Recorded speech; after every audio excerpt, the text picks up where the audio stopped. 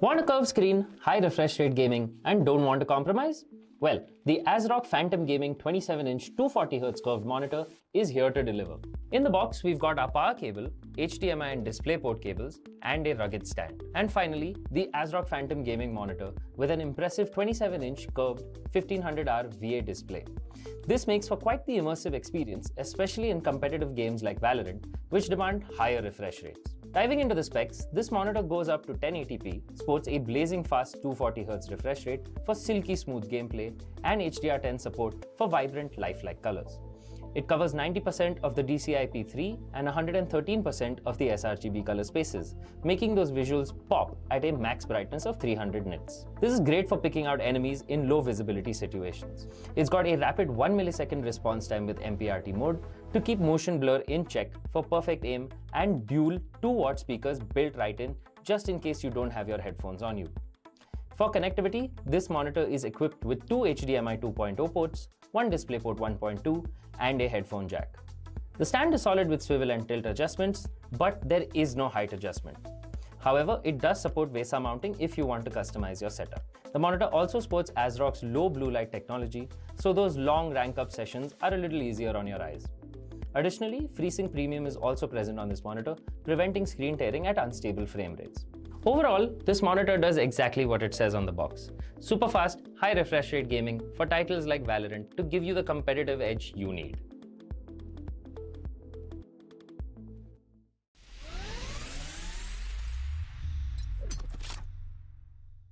Today we've got something special for AMD users. The ASRock B650 Live Mixer motherboard. Packed with features and support for AM5 processors, this motherboard is a statement both visually and specs-wise.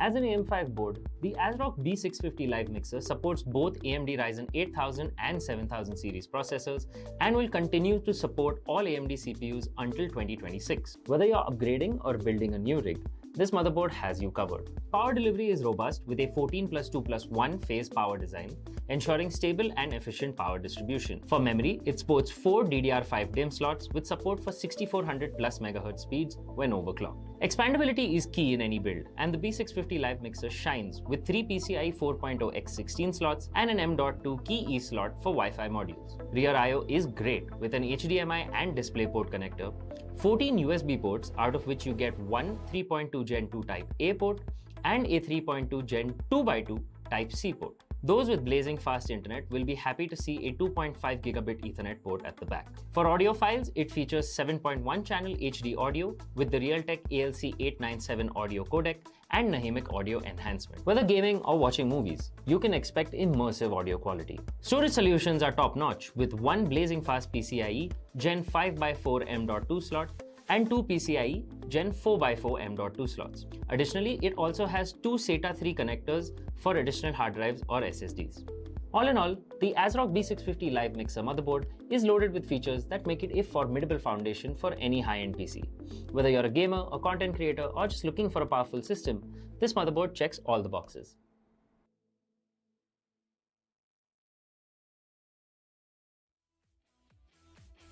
Back, ladies and gentlemen, the AMD presents Flipkart Back to College Cup Season 1, powered by ASRock, Acer, WD Black, and Fortronics. We are at the home stretch, ladies and gentlemen, right at the very end, almost, because we are at the decider finals to see exactly which team will have another opportunity to head themselves over towards the grand finals to try and take out Arabata, who have had a dominant performance from the very beginning.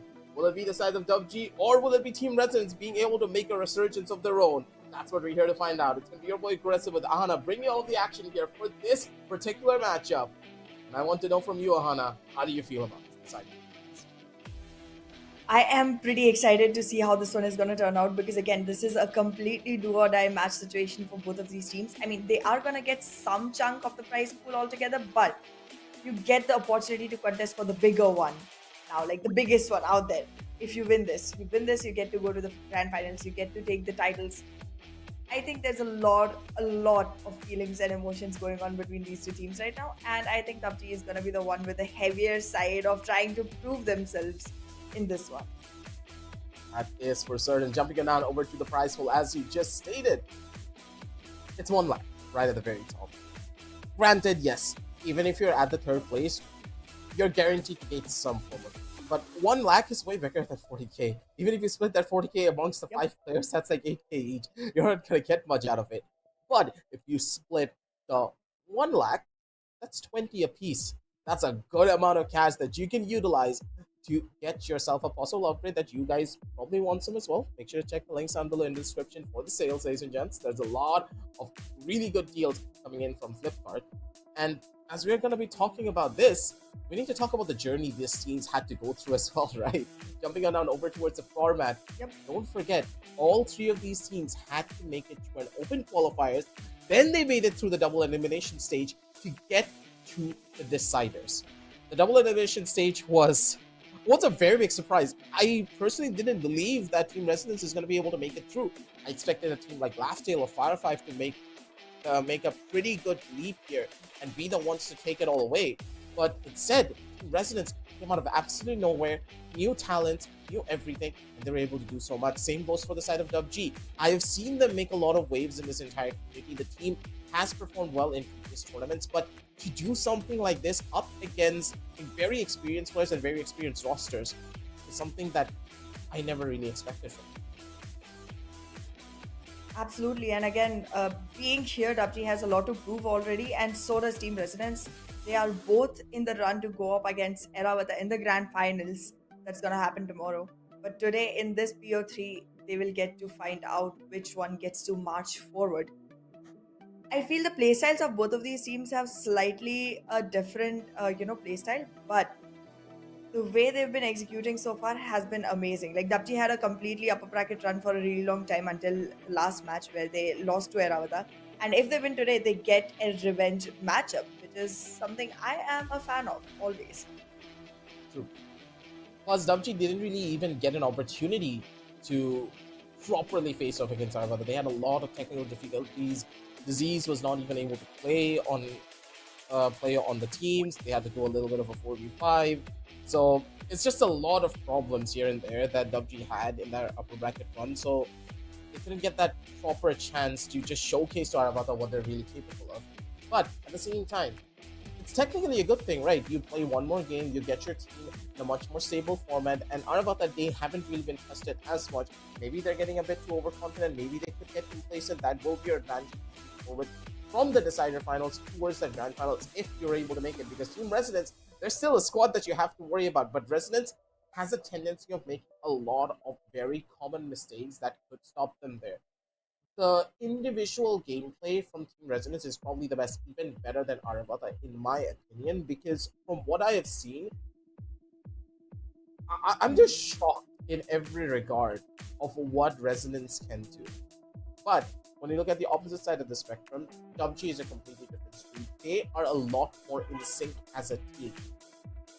Yeah, players like Hellboy and Envy, when they just WP their way in towards the side, it is insane to see that they're not going to be surprised by anything. They will go together as a team and they will guarantee that, hey, if we 2 duelists enter a site, we'll make all of the space, and even if one of my duelists dies, I'll guarantee 2 other kills to make sure my teams are going to make this. Yep. And the way DUPG performs, the way they function with complete coordination between each other, they are able to get themselves the man count advantage very early on into the game. And that puts them in a position where they have a lot going on in their favor when it comes to the coming rounds. And with all of that, they also have the confidence boost that builds up with that advantage. And I think somewhere they are able to easily push the opposite team into a place of just a lot of misery.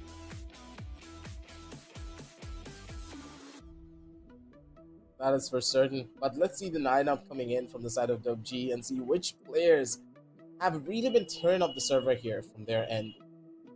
And honestly, Ahana, I think that the members of Team Resonance, they had no idea what they're going to be going up against. Envy, A-Star, Hybrid, they have been just incredible to watch. Hybrid especially, he's just been one of those clutch players that has been going under the radar for a lot of people. But for DUPG, he's the cornerstone of the team. Then there is a player like Disease. When he is on that central role, it's almost close to impossible to break into the side. DUPG just has that oomph to the team that no other roster has yet for a rookie level squad. They can go toe to toe with the greats, and even though they are inexperienced, in my opinion, their raw talent is able to make up for it. Plus, their synergy as a team is one of their biggest strengths. To that, I do believe that the way DUPG Esports is able to, just go ahead and function as an extension of each other instead of just as individual players is completely amazing. Specifically coming from, as you mentioned, a rookie team that we haven't seen in the, tier one events. And I mean, I feel the way they are functioning currently gives a lot of hope and promise for the coming teams that are actually going to be performing at those levels. Yep, that is for certain. Jumping on down over towards the side of Resonance, though, to see exactly which players they're going to have on their roster to really take it over for us. Yeah, just as I say that Hellboy, Lucia, Zephy as well, pretty much the youngest talent, I would say, and possibly be one of the best duelists in the entire country with time. This young gun, Zephy, if he is properly coached and properly nurtured, possibly could be the next big thing in India. I have not seen a young player of his caliber in a very long time. The fact that he's in a roster like this could easily take over the entire game if he gains the experience. And this is what this tournament is for. As he grows older, as he plays a lot more games, and he starts to fall in love with Valorant, hopefully his Team Resonance, if he sticks by this, he will be the star player at one point. But having Zephy, having Hellboy together as a complete unit, their playstyle just works. And then you have the experience holders, Kel'Thuzad and Lucia, who can lead this team. It's just incredible in every regard what Resonance are able to do. And a roster that I personally didn't have a lot of hopes for are really at the top of this entire tournament, in my opinion. And in a little bit, we're going to be able to witness the map veto to see exactly what kind of a battleground these teams have chosen, because I do believe that maps will be very crucial for both of these teams. DUPG, their main strength lies in their synergy, and unless they find the proper maps, they're going to have a rough time against the players. Okay, god damn. Why does it have to be these two maps right at the very beginning? I know, right? Even I'm not very excited about Ascent or Lotus because, again, Ascent is a completely stale, meta that's going on there for a while now. There's no changes happening. However, I do hope these teams will go in for a mix-up and just try to stir things up. Lotus is gonna be one of the maps which is gonna be just.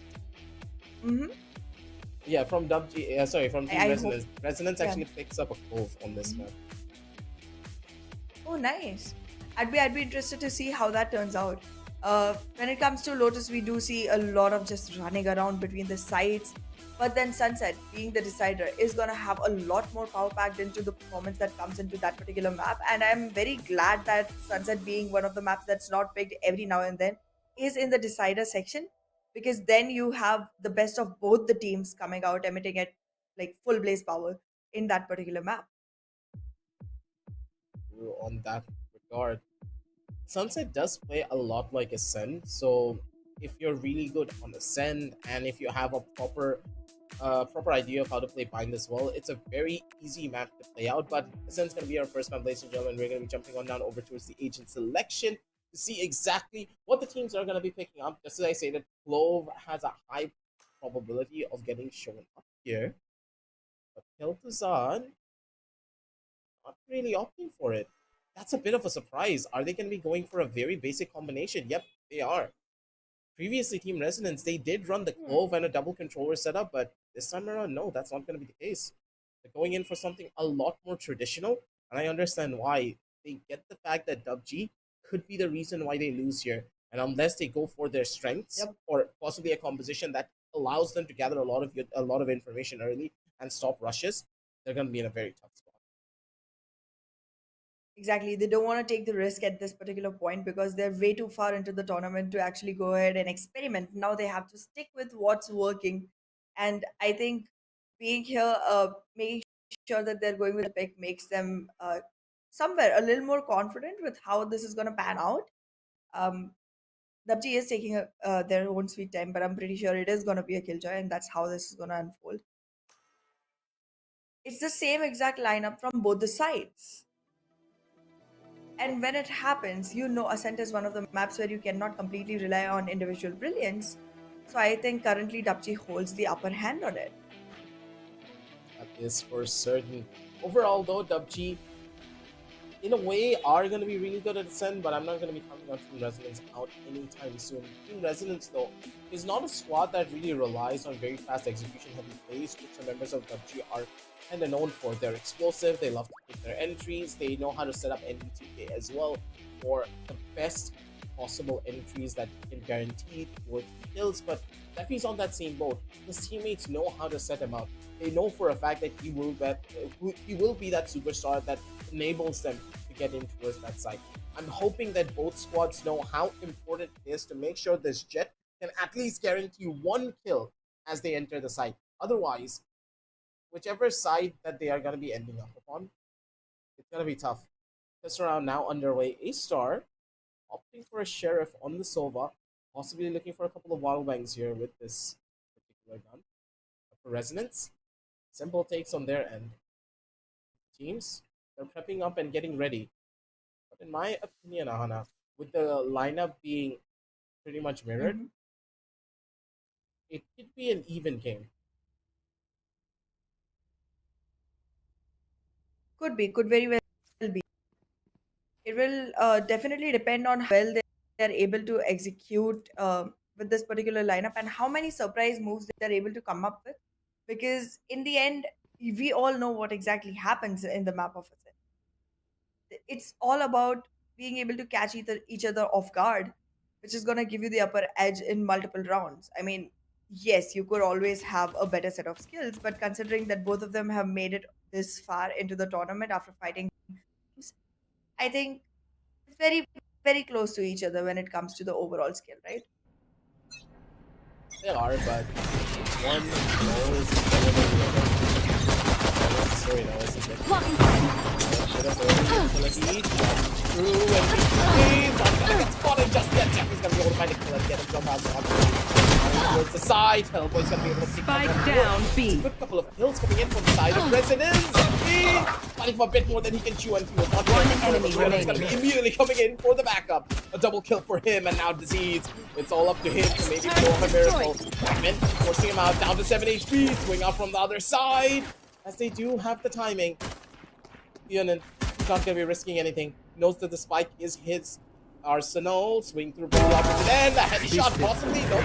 Lucia's not even gonna try to take him. 1-0 as Team Resonance. The B-side hold was phenomenal. They didn't give away the space. They continued to take the fight as a team. Done their homework. They've done their homework so well. They know DUPG is interested in fast hits. DUPG is interested in just quickly executing. They don't want to wait. They don't want to take their time. And for exactly that, they had built up the exact trap that's gonna, like, absorb the players of DUPG into it. Very quickly, you could see the numbers fall down for them. And well, once you're up against multiple players and you're just alone, there's not much that can happen. I loved the use of Killjoy abilities in the first round. Grounded. Good shot, Zephy. Wow. And he's not going to be able to do much here. Outlaw. Such Spike a down, dangerous mid. weapon. Just Never because he can mind. use that one bullet and he can immediately go in for the second peek. Doesn't really have to worry about much. The weaknesses of a weapon with the scope being completely nullified. The hands of Zephy. The flicks just do connect. Wow. Zephy. The man is Here. not going to miss a single shot. One more opportunity, possibly presenting himself as Disease. Wants to maybe find the cheeky kill here. Opening is his. Not going to be able to find the kill, but does get a dig. Zephy down to low HP. Doesn't really go for the swing out just yet. Has the angle and needs to hold it. If he's able to survive with this outlaw moving forward into the following round. Ahana, that is a huge weapon to have because considering that there are some buys of a Sheriff, a lot of the enemies will have half armor in the following. Through that, it's gonna be crucial to go ahead and save Yeah, this. 30 weapon. seconds However, left. there's not Yeah. much that he has to worry about. He can always lean back on his, One enemy remaining. Spike down mid. Flawless. The way he got his first few frags, I mean, he's got four for this particular round. I mean, yes, there is weaponry difference, sure, but the dude is crisp. Absolutely. This is what you call a young talent in his own element here. I thought The shots, yep. A-Star was the one person who had the opportunity to actually, shut Zephy down because he was coming from an angle which was not very clearly visible from his scoped outlook. But it still just worked out. It always does, especially for twitchy players like him. Well, no, though, they still have to worry about the utility that is raining down on top of them. And remember what I said, there's going to be a lot of half armor buys coming in from the members of DUPG. Plus, with them taking chip damage, yep, Outlaw's gonna hurt. That's the first kill. And Batman, with the half armor, he's not gonna be the one to survive. Right here. Opportunity in present. Lucia's just gonna need to hold here. Outlaw does spot out the Outlaw. And this is an instant rotation. They are not gonna be risking this fight. If they take this duel, they're walking into a trap. Rotations coming in from the members of DUPG, but they're rotating into a site where the Omen plus the KO are still holding. Their hold will be quite potent, considering the KO has the flashes ready and the paranoia has still not been utilized. Exactly, and look at the quick rotation that has come in from the side of Zephy. He's ready for the fight. He knows that the players have relocated themselves. And he just brought his Outlaw to stand guard at the tree area. Like, Nice kill, Zod. oh, 30 seconds left. losing the Omen got a hurt, but you have the numbers advantage. So, not as difficult. Another fight already. Spike down A. 2v2 retake scenario. Last player standing. One enemy remaining. Just being caught out in every regard here. Disease, Lucia. They're the last two players remaining for this fight. So on the lurk up, 30 seconds left on the recon bolt. He can't really even use this. Time not in his arsenal. Maybe jumping on towards the double box could be the thing that helps him here. He needs to bait out a timing. He's looking for it. He's not going to be able to make it though. This is the shot, and it's going to be Disease who gets the better angle for him. Lucia, I like the idea. He tried to jump on top of the generator, but his plan didn't really work because he didn't make his parkour lessons properly. Yep. I mean, you and I both know how Disease is when it comes to the end game when he's the last one remaining. He has way too many brain games remaining for him to play out. And well, he did exactly that. Stayed at a very unexpected position. Even I would hope that you would find the person under heaven. So did Residents. But well. Being at a completely unexpected position, DUPG was able to take that round for themselves. However, it wasn't a very beautiful one. It was one where they invested quite a lot of money. And even after that, weren't able to actually go ahead and secure any of their weapons. They've lost almost every single one except for the one on Disease. So, not the best outcome, but a good enough one.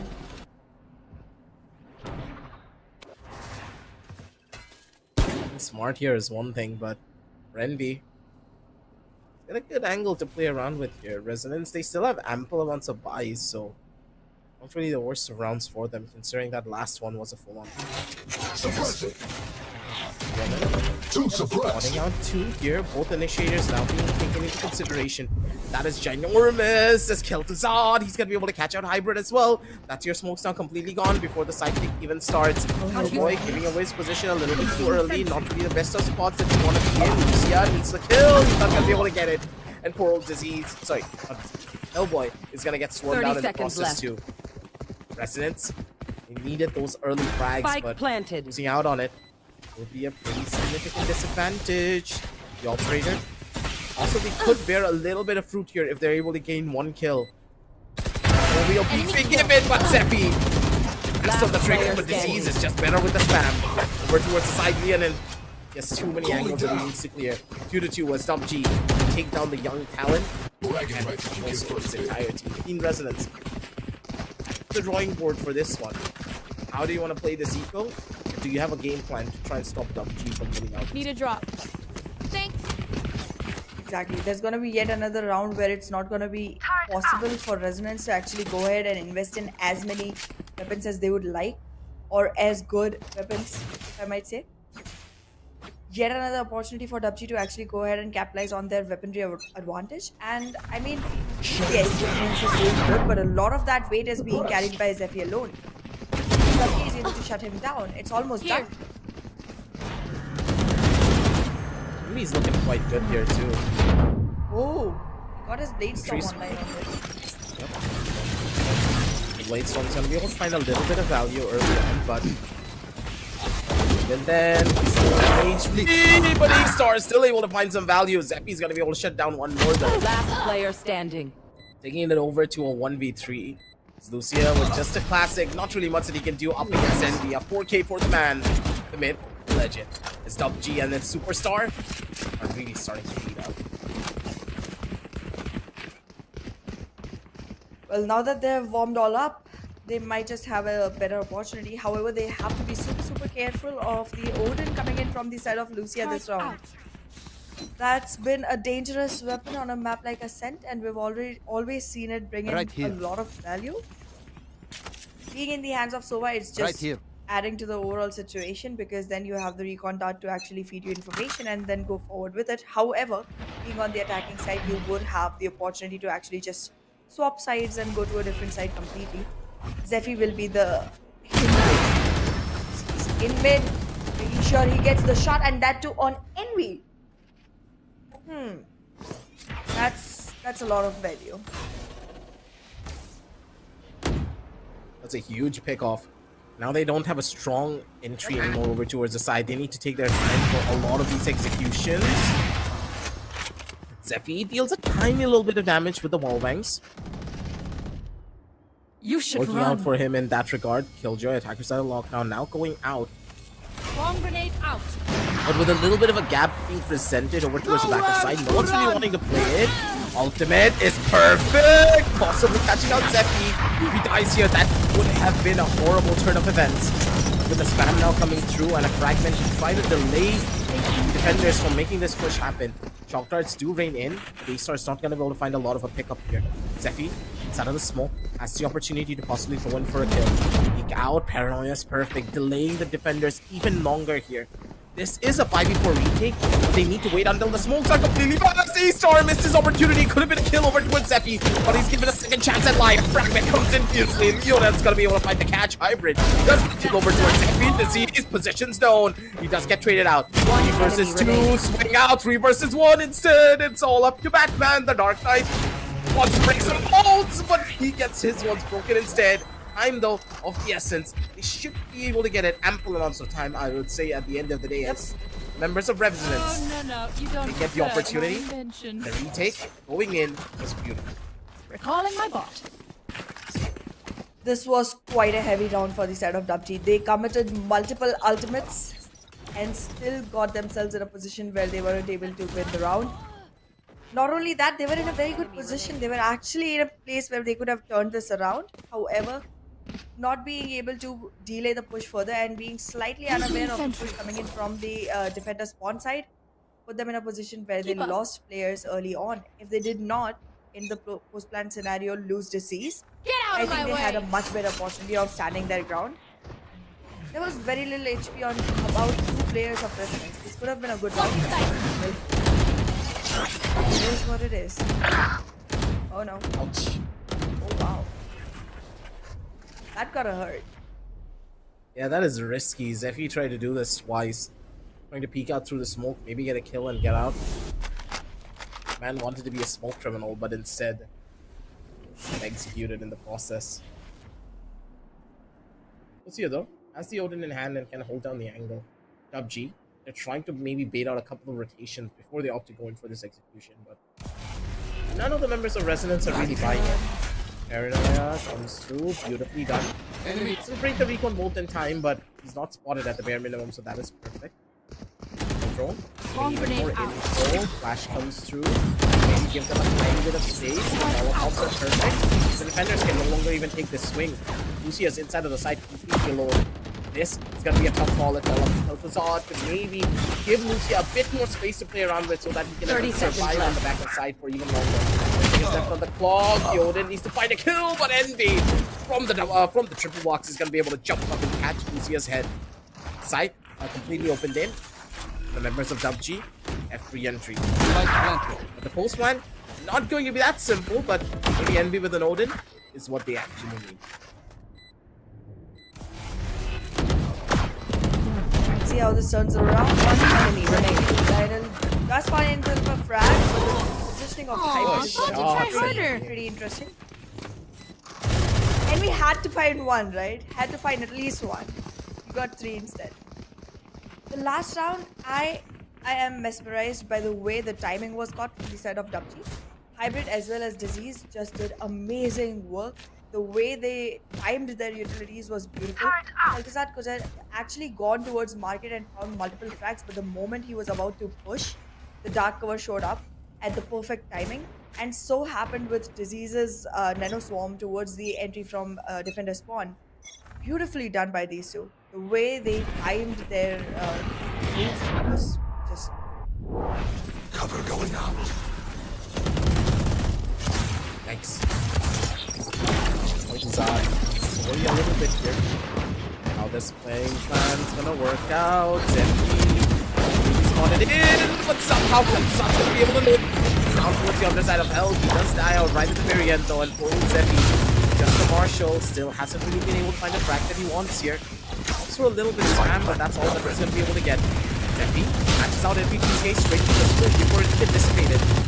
Good first kill on the side, but going for a push. Tree door still not broken, and I question what the game plan is here. Members of Resonance, they're trying to maybe find one cheap kill and a couple of exit frags, but an exit frag in these type of positions, I don't believe they're gonna be able to. Always gonna be good for one, but that I think is more than enough. It's already over. But A-Star, One enemy a bit remaining. more than he can chew here in the spray Death is coming in cold. from the All-Father. Is all that is a requirement. 3 to 5 and DUPG. They're gonna be able to take another one. exactly what I was saying. You don't try to take your exit frags when you know there's a Sova with an Odin right there, looking towards your direction. They should have walked out when they had the opportunity, just as you mentioned. They didn't need to be greedy for one more, but they tried, and well, A-Star got both.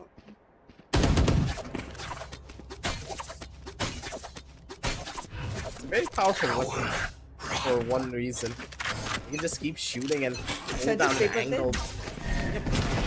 Less of a hit with hit thing and more of how well this one gun can just hold space.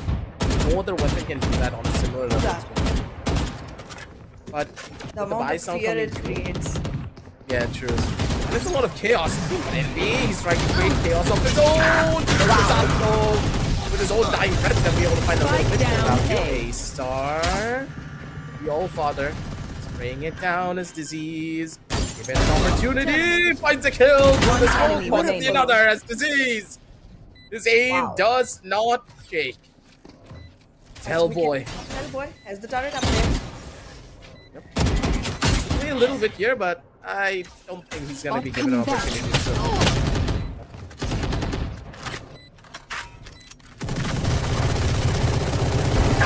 Yeah, not It much is that done. can be done.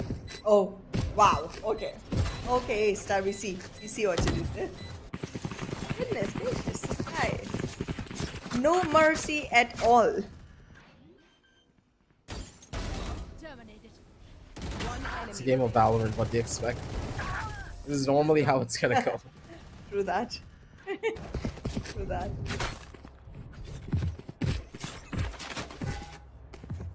Well, the way the game started, it seemed like Resonance was going to dominate this particular map, but now DUPG has literally mounted themselves to double the points than Resonance has. Night night. Envy! What are you alive? He's still kicking. Good ult coming in from Lucia to maybe deal a tiny bit of damage over towards the backers, but side entry already done. Envy's taking out more, but gun in his hand. That's a possible rotation coming in from the side of DUPG. Yep, they have the entirety of the B side under their arsenal because of the lurk coming in from Disease. With B under control, members of DUPG, they have an option to possibly play through mid if they want to, but instead, they're going towards B main, playing for a full-scale post-1 situation. But Zeppi has the angle, and he's going to be giving this up for free. Good for the first kill, taking it over to a 3v3. Standing The ahead. possibilities of this round being a win Found for them them. has gone up tenfold. Well, with the positions already known to A-Star, I don't think One that enemy can remaining. My ult is ready. There he goes. Gets what he can and well. The final goal of getting more rounds is already there on the side of DUPG. A couple more first half. What's your expectation of the scoreline being at the end of this? I think it's going for a complete 9-3. There's no room that's given to Resonance anymore since the beginning. One enemy remaining. Resonance does have a buy now though, so I want to see them be a little bit more aggressive in their approach. Possibly send out Zeppi out on a kill mission, possibly find 2 more players, gain some early information first, because Residents are lacking info. And that's one of their biggest weaknesses. Blocking sight. Now though, this fast rush working wonders for them here early on. Zenvi already in deep towards market. He's gonna be utilizing the smoke on mid, his own advantage. Kel'Thuzad though, went for the 1 kill over towards Disease, so the rotation no longer on the cards. Zenvi though completely caught off guard. Let's get caught out. Now it's a little bit of a reset coming in from both teams. A 1-for-1 trade from either side, but for DUPG, it's about establishing map. Nowhere They are poking their way in towards A, and a beautiful ult comes in. 3-star should be able to get the kill, but Leonid's gonna be able to hop his way out. Kel'Thuzad, look for another one. Just one player is looking to try to clutch out this round first. Spike planted. Well, however, in this post-plant scenario with the null command already in action, I think it's going to be slightly more difficult for the side of Resonance to go ahead and get this round. And they might just want to, wait this Can't out use that. till it's actually chance for Initiated. them to activate that. Got one. Lockdown is in place, but it's... Ooh! Last Trying player to standing. shut the lockdown down, but failed at that. Hellboy getting back up track. This might be an easy one for the side of Resonance, and it is. Question why there was Turret out. use of the converse speed knowing your opponent has a lockdown already. And you know that they have Last the lockdown, round then in why the are you half. playing from inside of the side? It's opting for a more efficient mid and playing from mid side instead. Little problem here and there coming in from the members of DUPG. I think that with the moments of excitement that they are getting, they're forgetting about the amount of utility that could be waiting for them on the opposite side. But regardless of that, 4-7 is the scoreline. Possibility of a 4-8 could be on the cards for them. But with Zeki now back on Get this out of my operator, way. it's gonna be a menace. Through that, and on the other side, Envy is running with a Stinger, which is not going to be as useful, but he does have his ultimate online. He's already in the Oh no, there it is. Beautiful start for the side of Resident. Enemy mark. He was Out of charges. expecting that as well. Listen, he has that sixth sense that a lot of players don't have. Understanding the play and just being able to predict it beautifully. Resonance. Having that in your arsenal can be a big game changer. Disease though, operator in hand to maybe try to fish out 1 kill as soon as the smoke fades. One small misstep and DUPG, they could just have the advantage. Cover going out. Standing ahead. Bomb grenade out. 30 In seconds this current left. situation, Disease Spike getting down. them back does put them in a comfortable situation. But I'm not Spike going down, from B. side of PUBG just yet. It's a 1v2. And the spike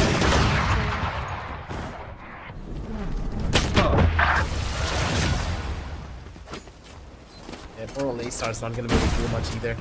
Paranoia comes through and immediately just Switching breaks it. sides. 5-7, ladies and gentlemen. See Resonance, they have gotten a very respectable scoreline before moving over to their own attack side. But Ahana, this attack side will not be that simple whatsoever. Because we've talked about this in the past as well, that Ascent favors the defensive side a lot more, especially considering the playstyle that WG have on the ground. WG likes to play aggressive, they like to establish early map control. So if this is the exact same playstyle that they will be employing here, I do not know how Resonance are going to be able to make this one. It's a very standard setup coming in from the pistol round with a possible execute with the Omen playing outside of A to maybe fish out a kill or two from the over-aggressive defenders. But DUPG, they don't really make plans like that. They play a lot more towards the mid side. They focus on mid presence over any of the extremities, which I personally love because having control of mid gives you a general idea of where your opponents are going. Through that. Let's see if Oman is going to be able to find anything. Spike A-Star down was mid. already in a very good position, finds his frag, but there was nobody present to take the refrag from him. Hybrid was slightly busy trying to go in with the dark cover. In the meantime, there was good trade-off coming in from the side of WP as well. So, well, I think an advantage that could have been created there just got nullified too soon. Well, the Zadzo is going to be good for one more for himself. Yeah, with the run down. DUPG surviving here. Zeppi holding down the line. Oh, it's all up to NB. I mean, he guarantees himself that he's a kill here. Spike planted. Positions are better than V. One enemy Missing out all remaining. the shots. Mind games being played. Play Zeppi here. 6 to 7 is a guarantee. Disease. It's a face off against his own arch nemesis, the turret. Takes a slight little bit of damage. Down over to 1v3. There's a good possibility. Jump towards the corner, but Hellboy's not going to give him that. 6 to 7, ladies and gentlemen. Bot coming back. Good round comes through. Members come back. Resonance. Resonance has complete opportunity to go ahead and level the grounds right now. They have a weaponry advantage, an economical advantage as well moving forward, and the opportunity to actually go ahead for yet another round in their favor. This could change things, but they have to be on point. I think the way they lost the second to last round on the first half is the reason they're in this position right now. That could have been a beautifully won round for themselves, but they just had to extend a little bit more than they needed. Enemy mark. He's going to be good for another fight too. I'm not just one of the player that is here towards the side. Lucia able to shut down two, and you gotta love the way that the Spectres work out here. Spike Batman's planted. gonna be able to shut down one more. Envy towards the corner, now being scored by multiple players. No Lucia more to oppose with the us. Spectres just better. 7 to 7. DUPG. Now they have their own buy round to play with, but what's the answer? What's the retaliation and what's the game plan that they have to try and stop these aggressive moves from being showcased? You can tell that DUPG, they love to take fights, and they need to use this to their best capabilities here in this particular round. Flashes are ready, you know what to expect. Utilize a lot of the very creative forward flashes that the community has made.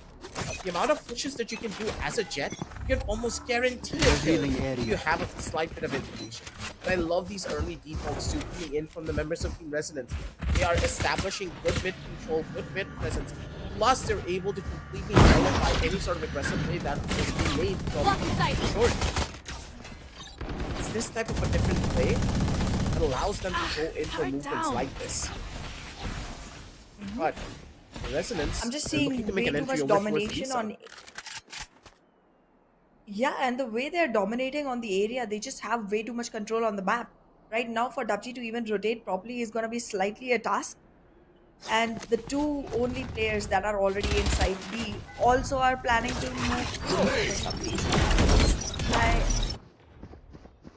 I don't know if I completely buy this. I think the move from Resonance is towards Site B. There they are. Spike down B.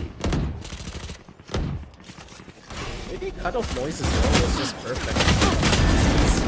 Looking for another fight here. Able to find 30 a little bit seconds more left. value.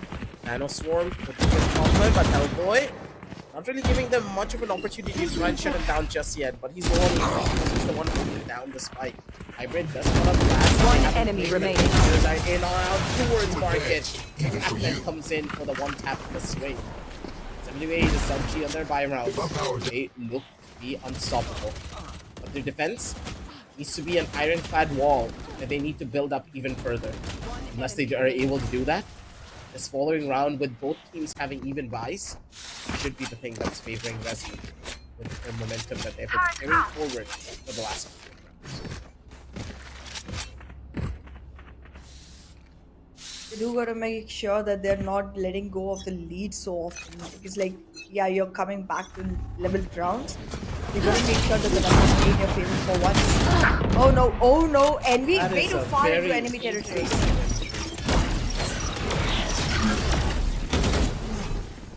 I don't think that was needed at all. Spike down mid. I mean, it's fine. It's a 1-for-1 trade, Why but do that? I Oh. like the idea, but it was a very creative. I have never seen anyone do that. That's true. That's true. But it was also kind of like not looking before leaping or gliding in his matter. I'll just say that it's a good plan, but a horrible execution. That's what NBA is. I'll Like, I agree with like you on DUPG that. for that reason. They are constantly going in for very unconventional plays. That's why this team True is. that. It's fun to watch. Yeah, that's true. Batman, though, he has been getting information with the spike being lost out towards mid. Look at the positioning of the attackers.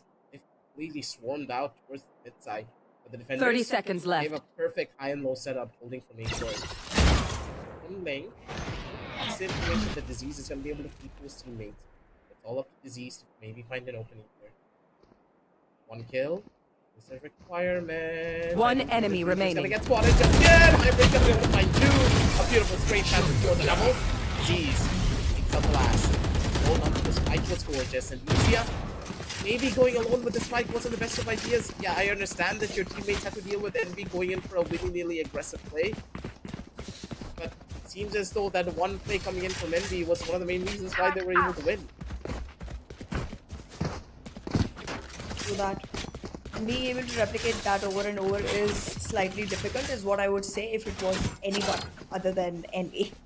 Stay With safe. Envy, I think that's doable. However, this time Get around, out of my Hybrid way. Revealing area. he has more frags than Envy does. Envy is not being set up as beautifully here. as he used to be in earlier Right here. matches. Do you think that? To an extent, yes, but at the same time, Ascent is Scanning very ahead. unpredictable. Do that. We don't know what to expect on all regards, and with A-Star now having an Odin back in his hand, it's an even bigger problem in my opinion.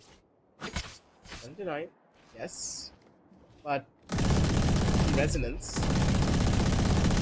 Suppressing. to be in the best of spots here.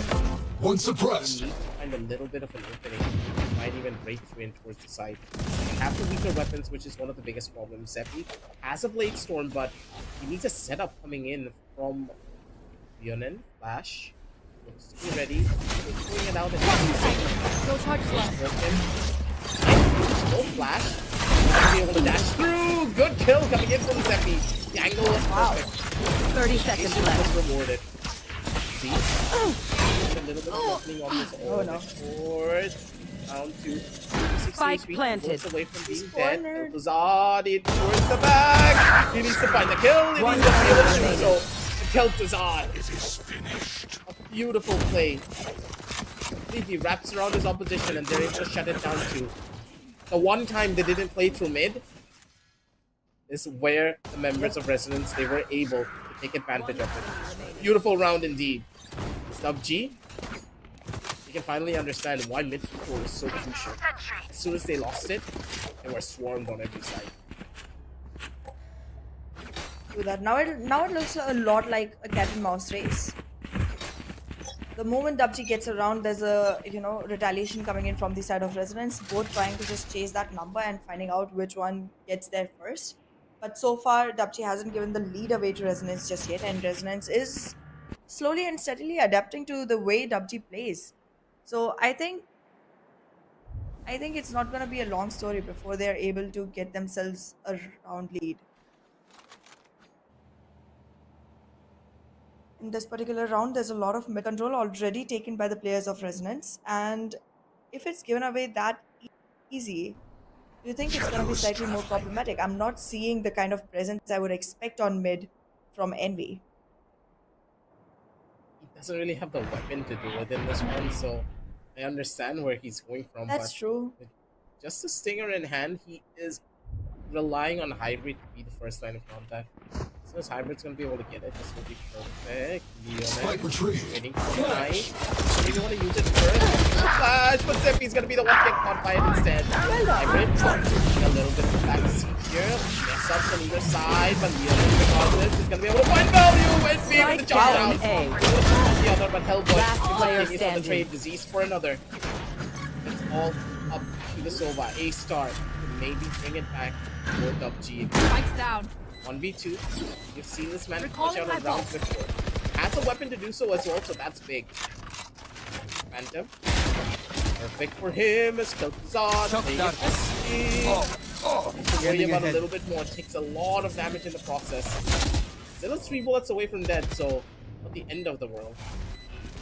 Needs to work his way in. So that he does have the time to find it all. Can't use that yet. Oh.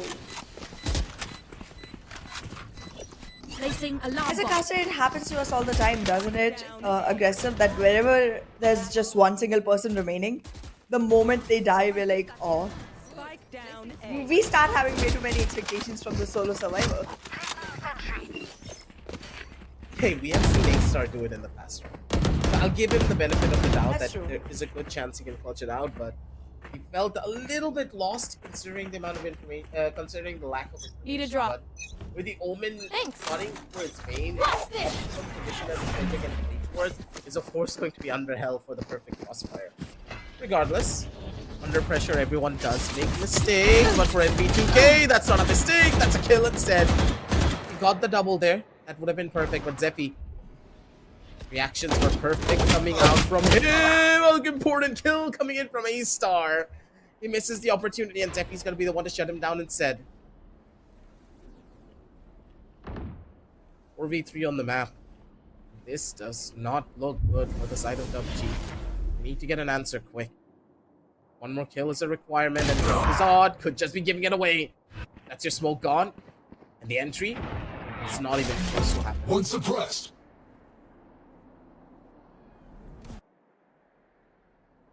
Even after being in a situation like that, the way DUPG has been able to fortify themselves is kind of commendable.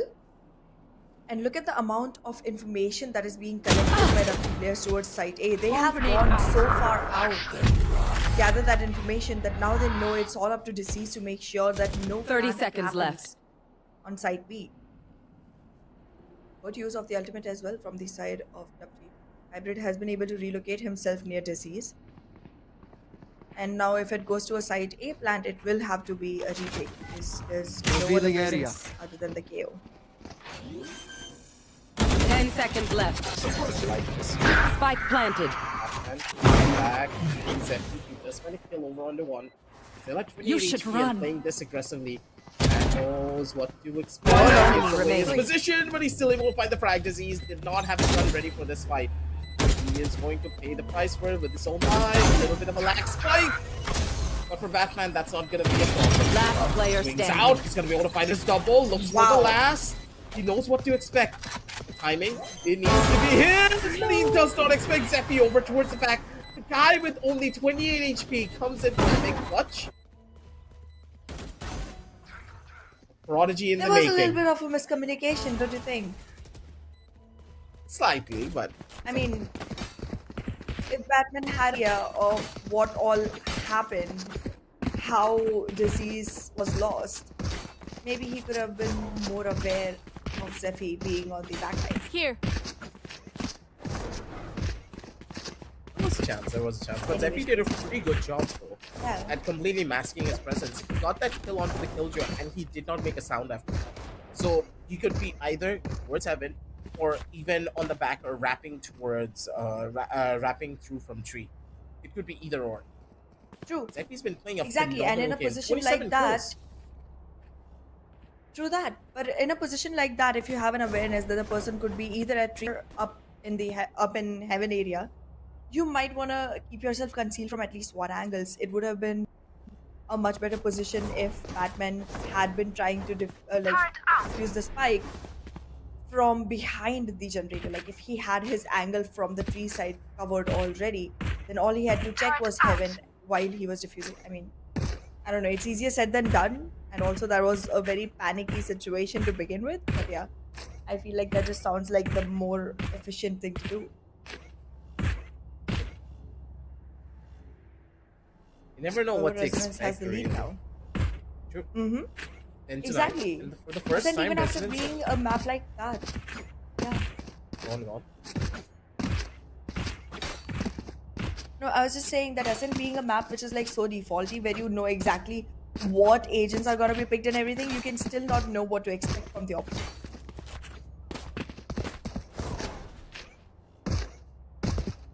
That will be the case. But for Team Resonance, a little bit of a technical pause to just try to reset everything down and fix out a couple of the problems that they're facing. Zephy, though, this guy's been a real treat to watch in every game. We've been hyping up this player for a very particular reason. Just as I said, prodigy in the making. Making wonders for the team in every regard.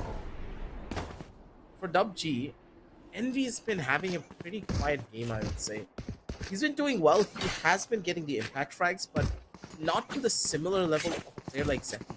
Zephy doesn't really have a lot of resources being put into him either, and he's still able to frag out this match. He's working the map in a way that Envy just cannot do it. And I want to see Envy be a little bit more reliant on his own gameplay and game sensibilities. He's allowing a lot of the plays to be dictated by his initiators, but as you can tell, unless we see some initiative towards the opposite side, to the extremities of the map. Mid is very important, yes, but I do believe that holding mid will be a slight bit of a better plan for the Killjoy. Disease can just place one player towards the mid corridor, towards switch, sorry, that can watch mid and main at the same time. That should be enough to go in for a proper hold. While Envy uses the operator that he's able to fish up in the following round, or maybe even a Vandal, to start pushing towards Ling, maybe towards B main, even an aggressive rush towards A. That didn't work out last time around, but it gave them the space that they needed for a couple of kills. I want to see that instead of the very slow approach that they're going in for. Do that. I would definitely want to see WG get back into their own element and not just, let the situation dictate how things are gonna go. Instead, just be themselves and play their natural game. In either case, it is definitely a difficult one for both the teams, and as we were talking earlier as well, this is where it gets decided whether or not you get to even contend Right here. for the biggest Right here. prize pool out there. Right here. Everyone is trying their best, but look at Zephy. He has 27 frags himself. Nobody has even touched 20 so far. Right here. The second highest is Zephy with 16, which is like a huge difference. There's like a 9 kill difference between them. Zephy Caution is here. doing magic.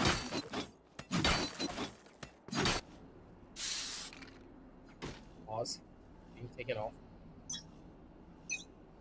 Double digits on the cards for the members of Team Resonance, where they're gonna try to end this off as quickly as they possibly can here. Altazad. Looking for a duel! He's gonna be able to find two! Wow. Beautiful angles coming in from Kel'Thuzad. Same. One misread.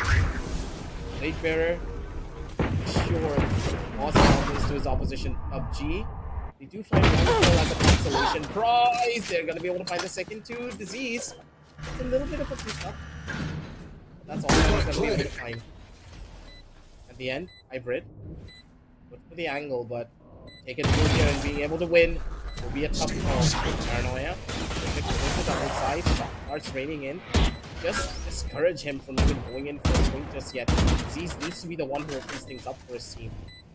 Walk out from the side of Heaven. Looking to get a kill over towards Vianen. There's over towards the bottom side. Vianen spots out the Killjoy. Back through from the opposite side. Last player He's gonna be standing. able to give some space. Lucia doesn't even care about it. Takes a 2-piece for his entire team. 11-9 as DUPG. Until then, survive. It could just be the ones to lose here. The team that we've been hyping up constantly for this entire tournament. Yep. If they lose out on Ascent, this will be a huge blow to their morale moving into it. I need Do this. that. Thank you. However, this is about time when DUPG is gonna have good enough weaponry in hand to actually go ahead with it. But I'm still loving the way Resonance is retaliating to DUPG, and I'm also seeing DUPG make those little mistakes. I don't know what's really happening to them, but they do seem like they're gonna be in a lot of trouble. First frag has already been taken out from the side of DUPG, and we has been able to shut down Zephy, and that's a crucial one. It's not a done deal just yet. I like the fortification on site B.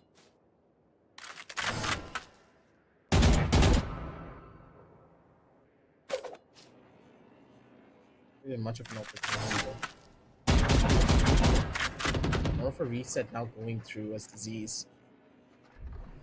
On the front side of mid, this is what I was really expecting from the team. Early information that could be gathered towards B main. They're using the turret. That'll allow them to go in for instant. Utility now no longer being any form of peace.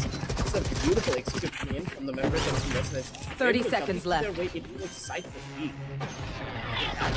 Before retake will be initiated. Not deployed. That's completely fine. Too Your suppressed. lockdown, not really the most useful of tools just yet. Maybe with Batman popping a null command, they're gonna be able to make this execute. Watch away. Might. Very well might. Hybrid coming into the frag of his own, and I think now they're in a position where they would have a way to push it. Lionel! He's running for service. One enemy remaining. DUPG. Scanning ahead. Match That point. isn't taken away. Lucia just got a 3-man hunter, Spiriahana.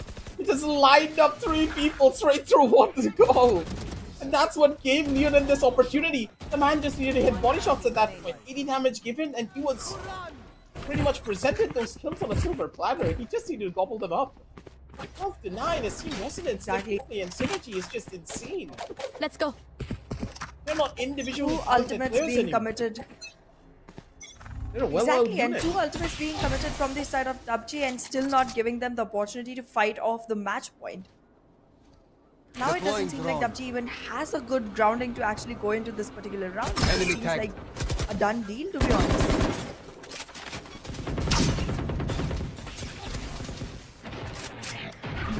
Good chance for that. Zenby. And towards the back. Seems to be working out well. Hellboy. In a good position. A-star though. Getting caught off in a bad position. Yikes. They're not going to be able to stop the swarm from coming in towards them. B-side once again opened up, but it's a 3v3 retake now. Hybrid. Fish out a kill. He's not going to be able to do much in towards player this standing. fight. Envy as well, taking a back seat. Lucio with the 4K Never coming mind. through strong. Attackers The win. Residents were able to take this victory. Ready for redeployment. Good God, was their momentum unstoppable right at the very end. Resonance. This fight was theirs to win. And Ascent is their playground. We gotta...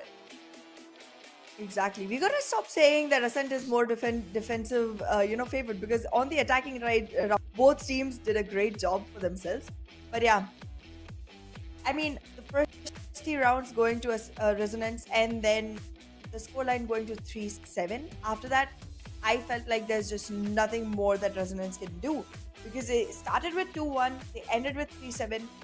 I was like, this is lost cause, but then the momentum just started rolling in for them with a snowball effect. They were able to carry the game all the way to 13-9, giving only 2 rounds to DUPG in the process. Beautifully. That's how we see comebacks. You were saying we haven't seen many so far. Yeah. It started off very rough for the side of Team Resonance, but as the team just kept on playing, their momentum got better. And this is something that's rare for a lot of rosters. what we normally see is teams start off really well, but they slow down right at the very end and they're not really able to finish off games. But for the side of Team Resonance, that's the completely opposite case. They start off slow, but they start to ramp up their pacing so far moving on down the line. Jumping on over into the scoreboard, ladies and gentlemen, we're going to be able to paint this picture even better for you. Looking at the overall kills of each and every player and also their ACS. I am astounded by how well Zephy played. 6 first bloods, 347 ACS, 28 kills to his name. And I have to say that Lucio is probably the most unsung hero of this entire team. This guy got 11 kills, but those 11 kills probably was the main reason they won almost 6 to 8 of their games. True that. I can guarantee he has that been the powerhouse for the team. Exactly. The way Lucia played, he was actually able to clutch multiple rounds for the team and from positions which were very hard to, come back from. So I mean, yeah, you're completely right in mentioning him as the unsung hero for this particular match. I did expect a little more from the side of Hellboy though. That's one place where I wish I could see more, because being the killjoy, I think you have a lot more flexibility to actually go ahead and cause a lot more chaos. Didn't see that really happening. But yeah, on the attacking side, it was really very well dominated from the side of DUPG Esports. But yeah, from the way Team Resonance played, I think it's not going to be a very clear victory, very clear name that we can already take. It's going to be a very close match the way they're playing. For now, jumping on down over towards the MVP, it's of course going to be Zephy. The man's got 28 kills. Lucia, though, in my opinion, Lucia, though, if you're not considering all of the kills, all the clutches, all of the headshots, is my MVP because of how much damage he was able to do and set up his team for a lot of the frags. A lot of people are going to be looking at Zephy. Yeah, young talent, prodigy, he's good with his aim, he's going to be hitting shots, but that experience that Lucia brought down to the table to guide Zephy to those kills made him the MVP of this match. This guy knows what to do when the going gets tough.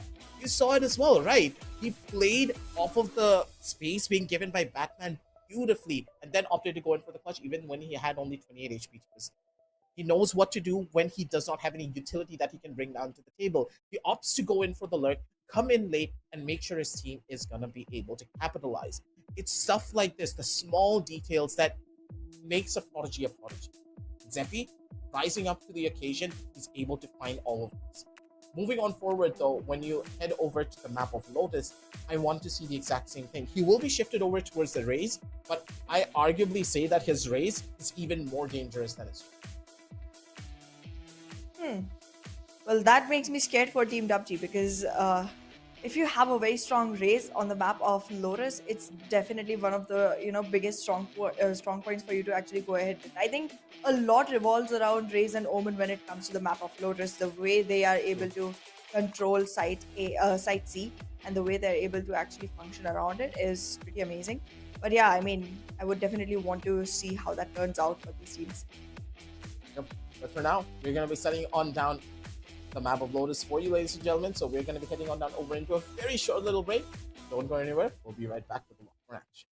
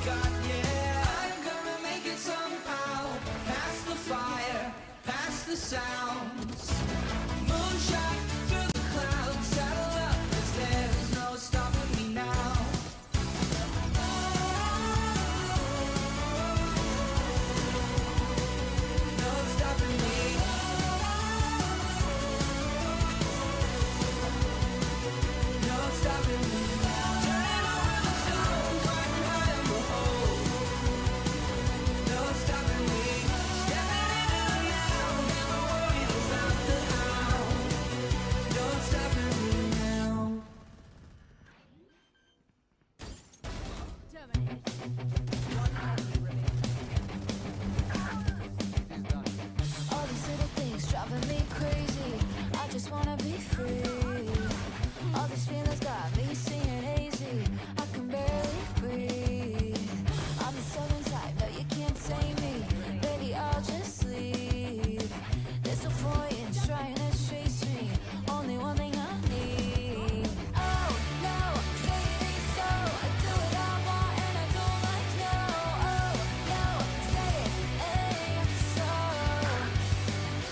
Oh no, say it ain't so. I don't see the point in not letting go. Oh no, if there's one thing you should know, say it ain't. I don't live my life for anyone. I just live it for me. Why does everyone have a problem with what I'm choosing? Oh no, say it ain't so. I do what I want and I don't like no. Oh no, say it ain't so. Oh no, say it ain't so. I don't see the point in not letting go.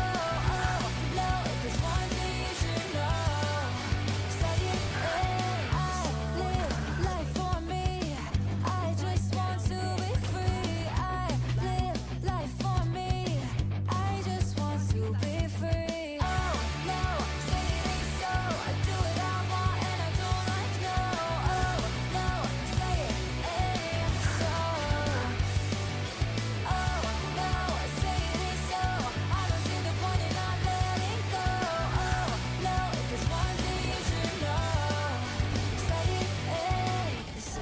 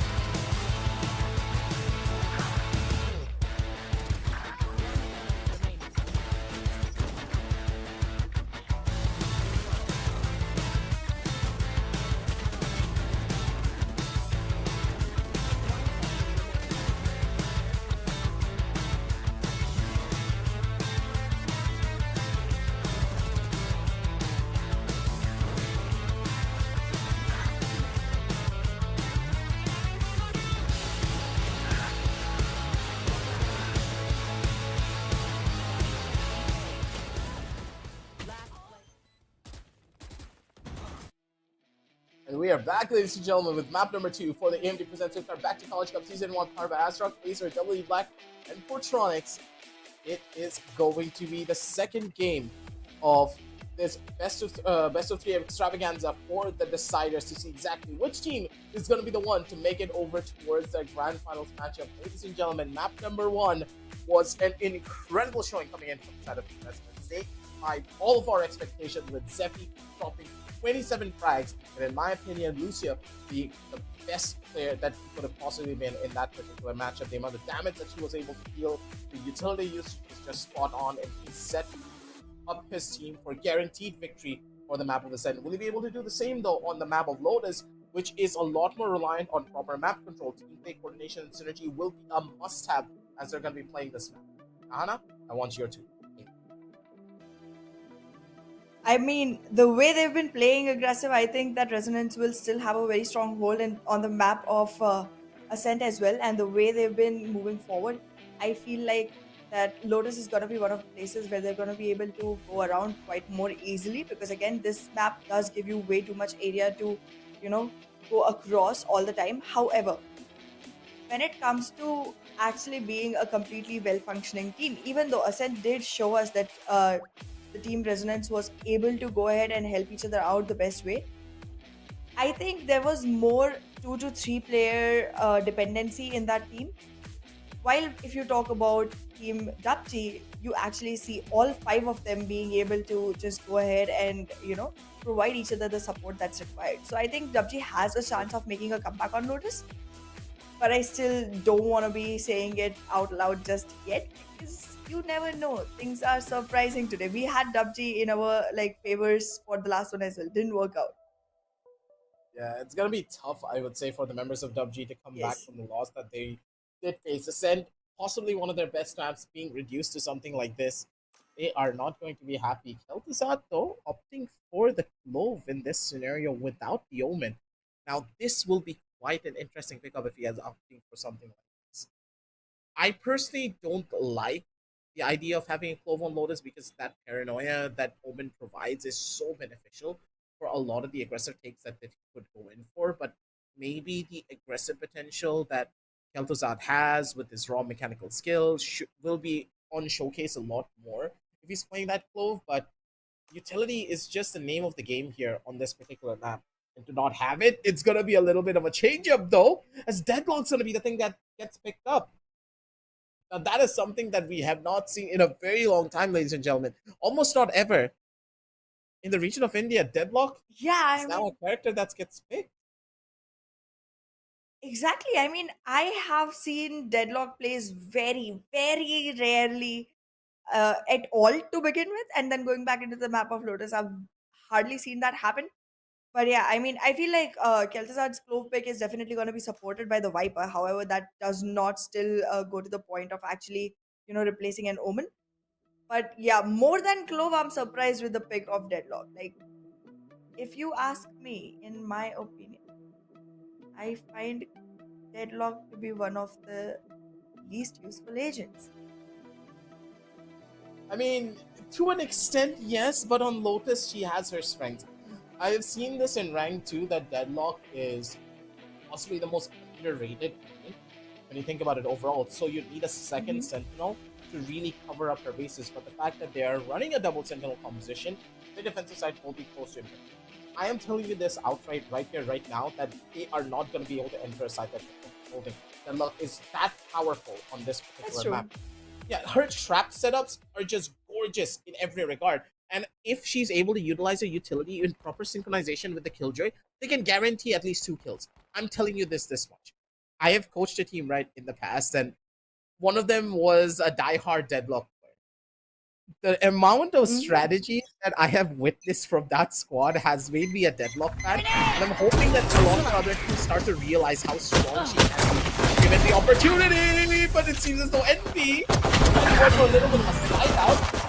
Just by the kill, but actually traded 1-for-1 for both sides. The team residents, I think they're more than happy with the trade, because the Rays no longer being present from the opponents and not being able to utilize their paint shells to go in for an easy entry, especially on a pistol round, would be what they needed to guarantee a win here.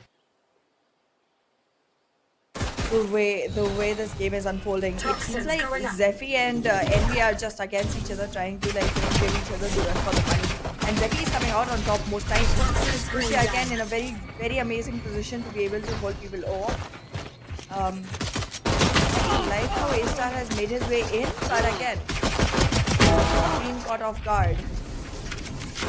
Good situations. Batman's still trying to hold the ground for DUPG, but I don't think there's much that can be done anymore. One enemy remaining. Oh no, the sound's given away. Bot coming back. Run through footsteps is going to be the thing that causes him to die in Hellboy. In a 30 good seconds position, left. But he turns around in the The worst possible timing. time, but he still has the better timing. Lionel! He's got expected. With only 22 HP up against a classic, you're not going to be able to do much. One body shot and he's dead. And Residence, with the early aggressive play that they went for, really just being able to help out. And look at Zeppi. The man doesn't even give a reaction. He wasn't even surprised that the race was on top of him. Calm and collected in all regards. Enemy remaining. Zeppi, the young gun of the team, seems to be the one that is the least twitchy when it comes down to his reactions. Through that. Oh, this is a good start for the side of Resonance. I think being on the defensive side, being able to collect as many rounds as you want towards, as you can towards Lotus, is something that any team wants, because again, being on the attacking side, you have a little more flexibility on controlling the pace and the side. So I think this is going good for the side of Resonance. One enemy remaining. Lucia stays alive Strike and Zeppi down gets A. 3. Painful for DUPG. Just one single player remaining alongside his turret. That's the story of every killjoy, isn't it? But I see it happening more in defensive sides, being left alone with the turret. 6 man, you should never be alone with that. Zeppi getting a 4K here. Live another day. Anna, it's not the fact that Zeppi got a 4K and we're in mace fight. I'm even more scared because he's one away from the showstopper. If they go for early aggressive A control and they forward to him and then send him straight over towards the C side, that's a guaranteed cycle. There is no way that the attackers are going to be able to make their way through. Another thing that I don't really understand is why DUPG went in for a double sentinel setup when they had to start off on the attacking side, and having a breach as that solo initiator, it's even bigger of a question mark. DUPG, they probably switched out their lineup at the very last second. I do not know how they're going to be the ones to make it work. Exactly. I mean, it's good to have a foresight, but being in a position where you're giving more weightage to your second half is not really the best thing for any team walking into a game of Valorant. You want to make sure that you have the dominance in the first half itself, so that there's little left to do on the second. But anyways, they made their choice and they're gonna have to live with it. This time around, though, they're trying side C, and it's just a matter of a little bit of time. Soon enough, I think there is gonna be scaling up done from the set of Residents, showstopper forward. That is beautiful! Look at the orb! The damage! No, he did not die! Reaches that literal 1 HP. He's gonna be able to survive for a little while longer. Zeppi needs to get out of position. He's gonna be able to break out the door though, which is a necessity if he wants to get himself out after using the showstopper. Opportunity yet to be presented as the rotations come through. The turret spots out the 30 first. seconds Batman's left. gonna be able to find the kill though instead. The rotations, 4 players making their way from inside of the site. Zeppi has the showstopper. Good for the 1 kill, and he's gonna be able to get out. And the teammates are just present and One ready enemy to go in remaining. for the entry. Hellboy's gonna be able to find the big and Zeppi's still somehow alive, distracting all of the players. And Hellboy comes in to capitalize on that distraction.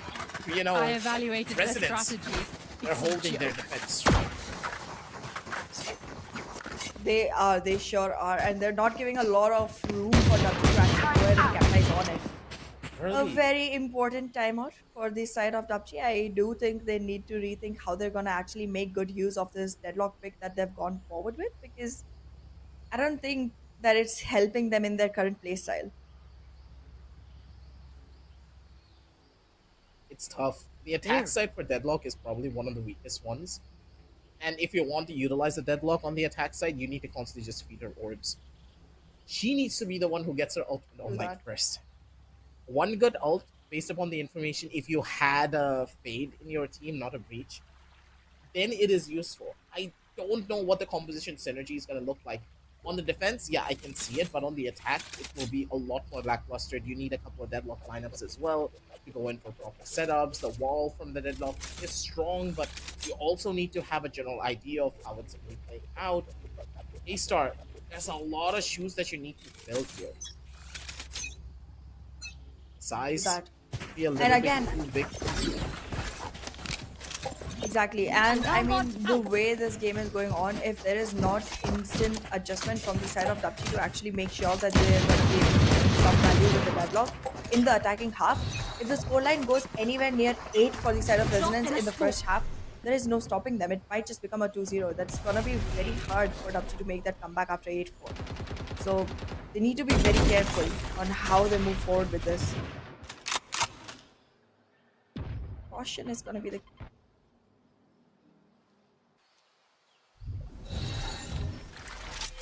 They're waiting here for this. Skelfazard again with the pixel angles. This guy loves to play situations like this. A little bit of a spam. Lucy's gonna be able to find the first catch. That's a beautiful kill.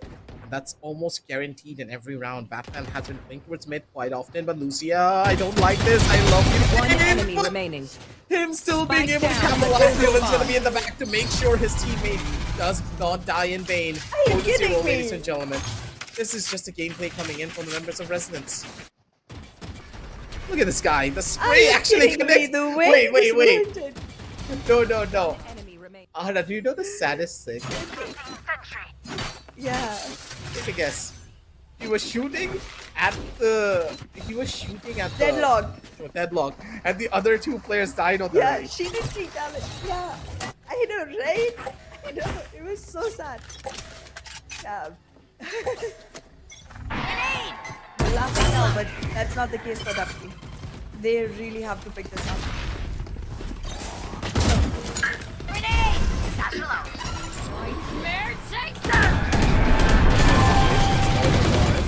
Good night, true. Try and stop out the attackers. Wait, Scale execute, but Lucia maybe Spike utilizing the knife planted. for a little bit too early because his teammates were nowhere near the site to try and go for a full scale retake.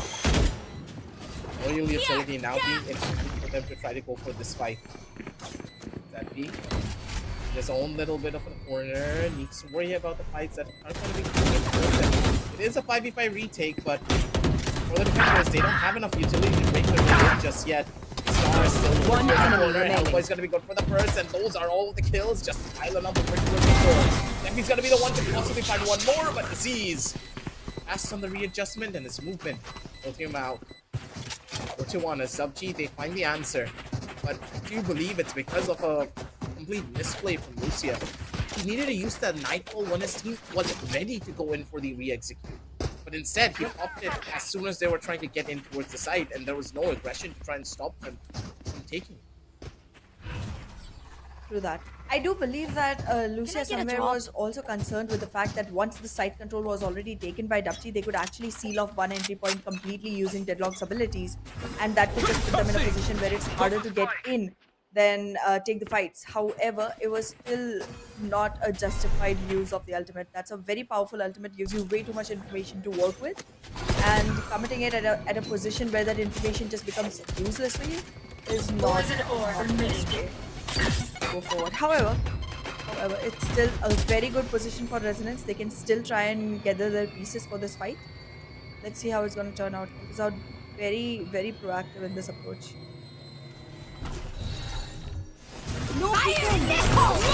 His position's not really known, but still Envy's gonna be able to overdo the burst on the down, fly! C. All the way from down under, he's gonna be able to shut down multiple. A 3K for Hellboy, I'm sure that his team will have the best opportunity for this retake.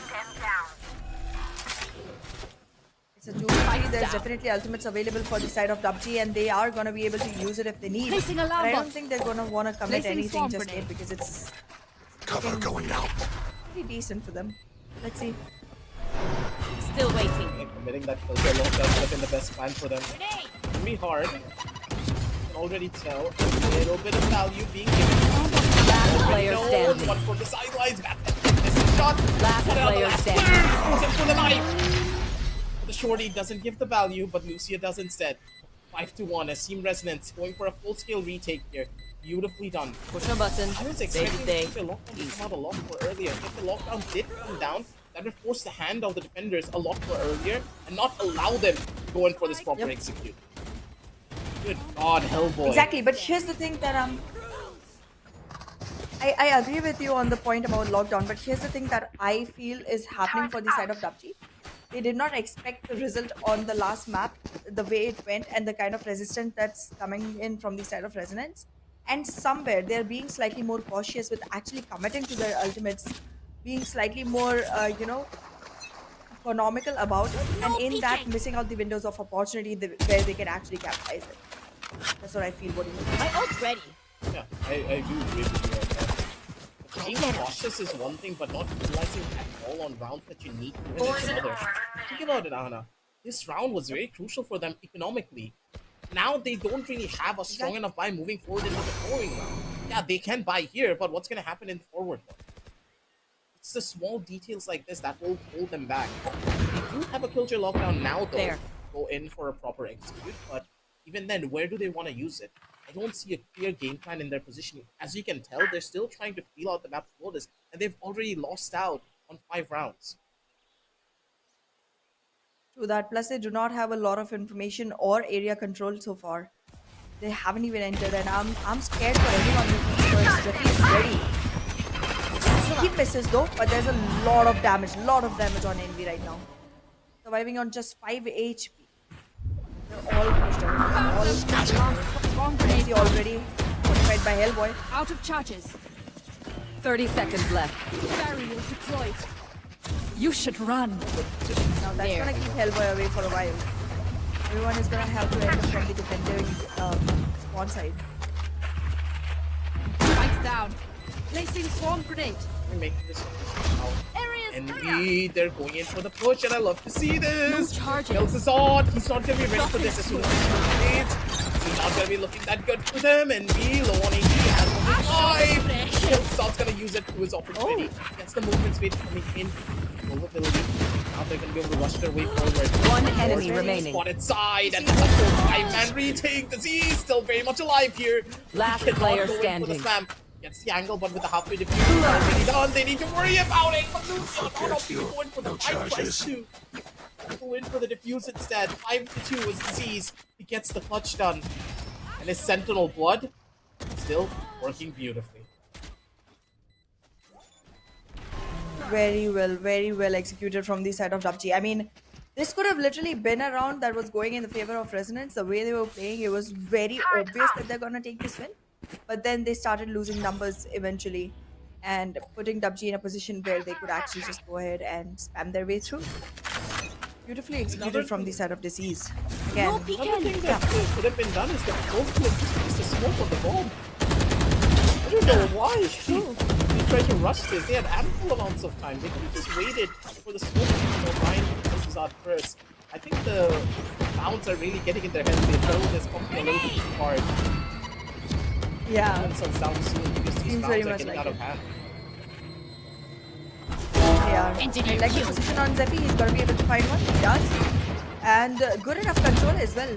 Falls back right after it. Lucia is aware. And he's gonna call in for support right there. There's gonna be a sandwich situation now. If anyone comes in, there's a good crossfire towards side C. They will have to be pushed towards side A now if they wanna continue. No, my Oh, nicely done. Position's better. He actually got shot on one. Pops the ultimate one more time. Maybe looking for the kill. He's gonna be able to figure out that down. instead. He's able to One find the enemy double. remaining. Nice. With a 3K and just the sheriff in his hand. This Clove is on a rampage. Looking for 30 even seconds more. left. Doesn't really have the HP to make this one happen, but he has the smoke instead. One more from the swing out, and it's gonna be Hellboy. This is money save. 6-2 as Kel'Thuzad. Plague Bearer. I cannot believe what we just see Will. happen. engineer killed. It's just a raw mechanical skill from Kel'Thuzad, Hana. The treat to watch. I know, right? I've not seen as much value on, Resurrection ever before. He comes back to life, And then he just goes on his rampage, continues the number of kills something that up. he's already, stacking up for himself. Beautifully done. I wasn't seeing a lot of, value on why instead of any other good smoker like Omen. I can see that now. Ultimate is definitely helping the team. That's us jinxing players. Normal day of us hyping up a player, 2 seconds later they're just dead. Overconfidence does cause you to take duels that you really should have. Poison orb emitting. You know though, you don't want to try and pull down over to this Tissue's better. For now, Leona just needs to try to Poison's off. survive. There's a massive push coming into him. I don't think so. And from the opposite end too, Batman. Spike planted. Sad for that. And one, the swing through, but the movement for Batman was just better.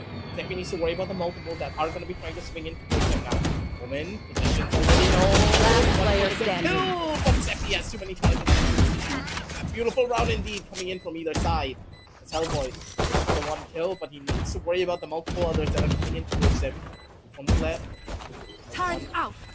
Sorry, from the right and one from the left. The next one is completely gone. So is Hellboy's life. 63 is DUPG. They're able to get this round 1 of 50, plus they didn't have to utilize any ultimates. Now they have 3 big ults to go in for proper execution. C side could be theirs, but also A side is ripe for the picking because they have the deadlock ult plus the rolling counter. Deadlock and Breach together can definitely make sure that they have their hit on either side, whether it's side C or side A. Side B is still going to be something Quick that I peeks wouldn't now. recommend for any team at all to begin with. But yeah, if you're into that. However, from the side of Resonance as well, there are 2 key ultimates that can actually help them recover after a lost sight. Like I think with Lockdown and Viper Shield, you can actually have a lot more ways to set up for yourself. So there's definitely a good resistance that they can build up. Oh, that's damage. Huge damage. Spike planted. There. Too. As soon as No Envy charges. popped that ultimate, he went to kill Catch Malcolm. them. Players just were not expecting. 2 ults already being utilized by DUPG to win for this ult. Another opportunity should present itself. Zephy not able to make the entry. They need to go and buy here. There's one kill. Pretty much everything. He's not gonna get away. Last player So he's gonna standing. find one, but Leonin completely caught off guard. Now it's territory. all up to Lucian to do something big, but these ults not really necessary. Kill comes through. But they used all 3 A-star. I think he accidentally pressed the button.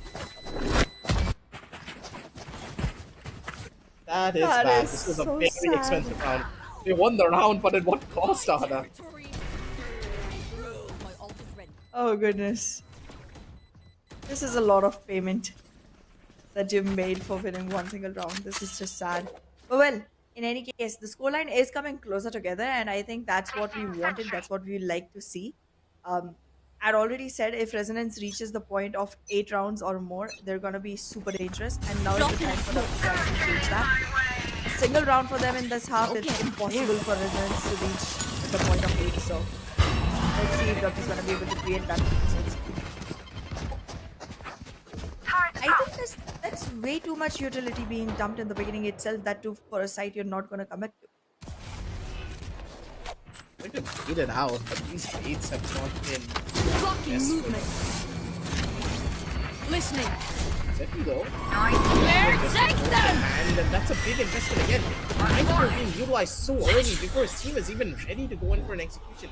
I don't like this. Lucia not constantly go in for the best level of utility from this, but I guess that is fine. Zephy's just stuck on an island. He can't even get out anymore.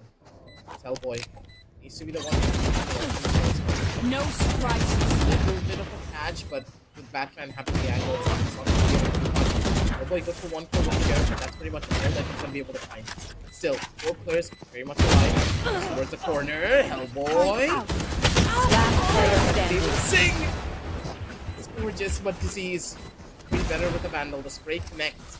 That's a Last big ultimate. round Once before the again, switch. It was way too early for no apparent reason.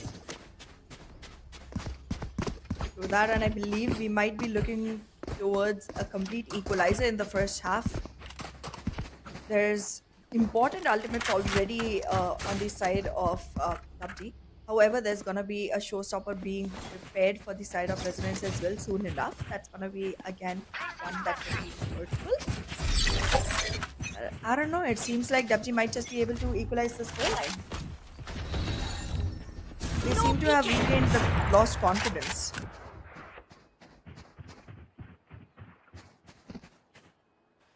A lot of it too.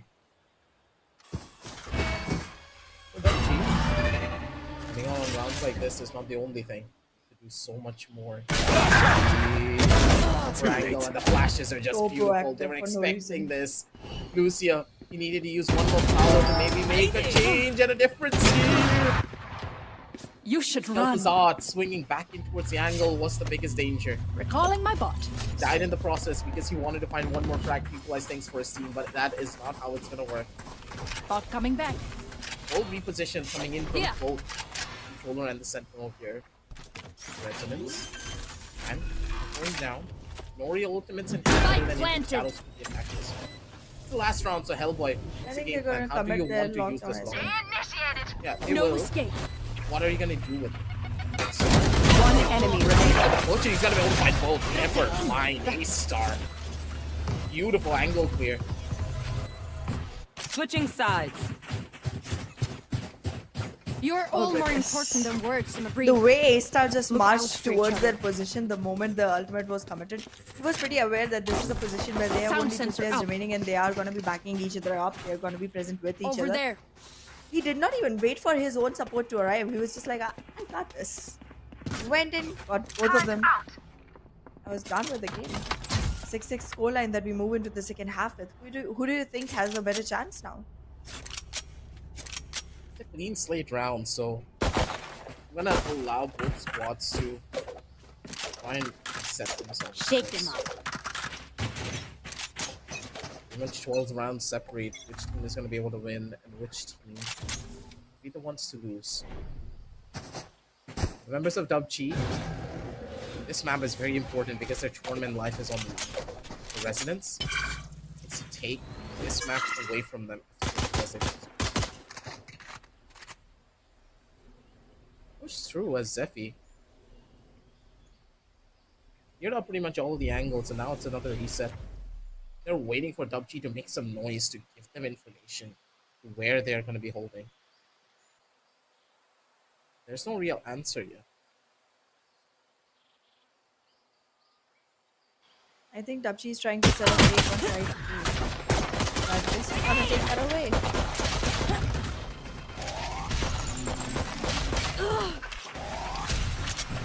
Spike relocated. With chaos created on side C, there's gonna be an entry towards side A now.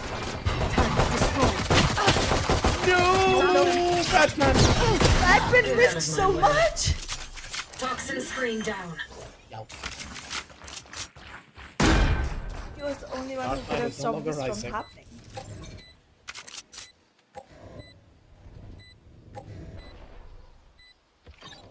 He's going to be able to stay alive for a little while longer too.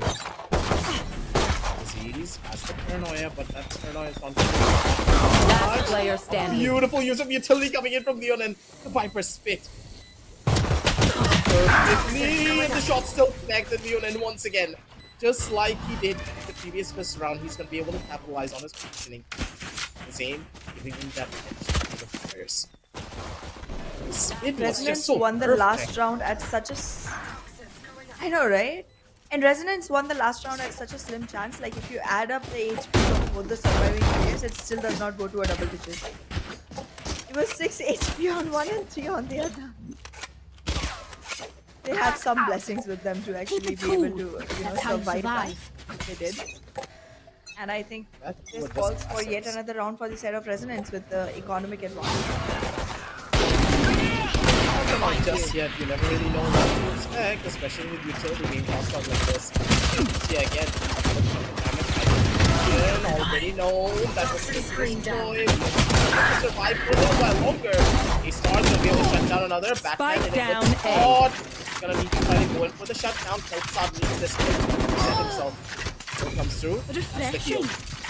This basically means they can go in for a full scale push out. Try to take over the side. If you have a guaranteed plan, they need a kill or two. The positions. Last player That standing. three, the Zenby. Oh, Is not sad. killed, is out of the angle. He's really able to take the fight. Now it's all up to Younger to try and go in for a clutch. A-Star's not going to be able to give him that either. Marshall reigning supreme. It's just as he said. They should be the ones to take it, but I didn't believe it for a single second. DUPG, there you go. ABC core out for you. More pressure. That's Through that, phenomenal. through that.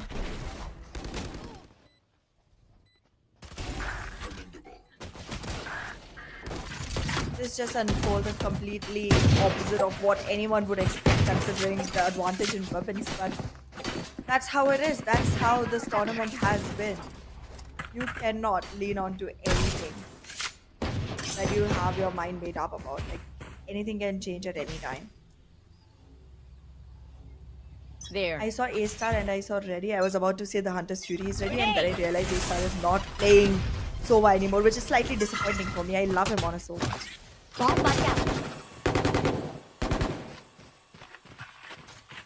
Deadlock Ultimate might be good here. So the amount of noise that was True that. outside of it.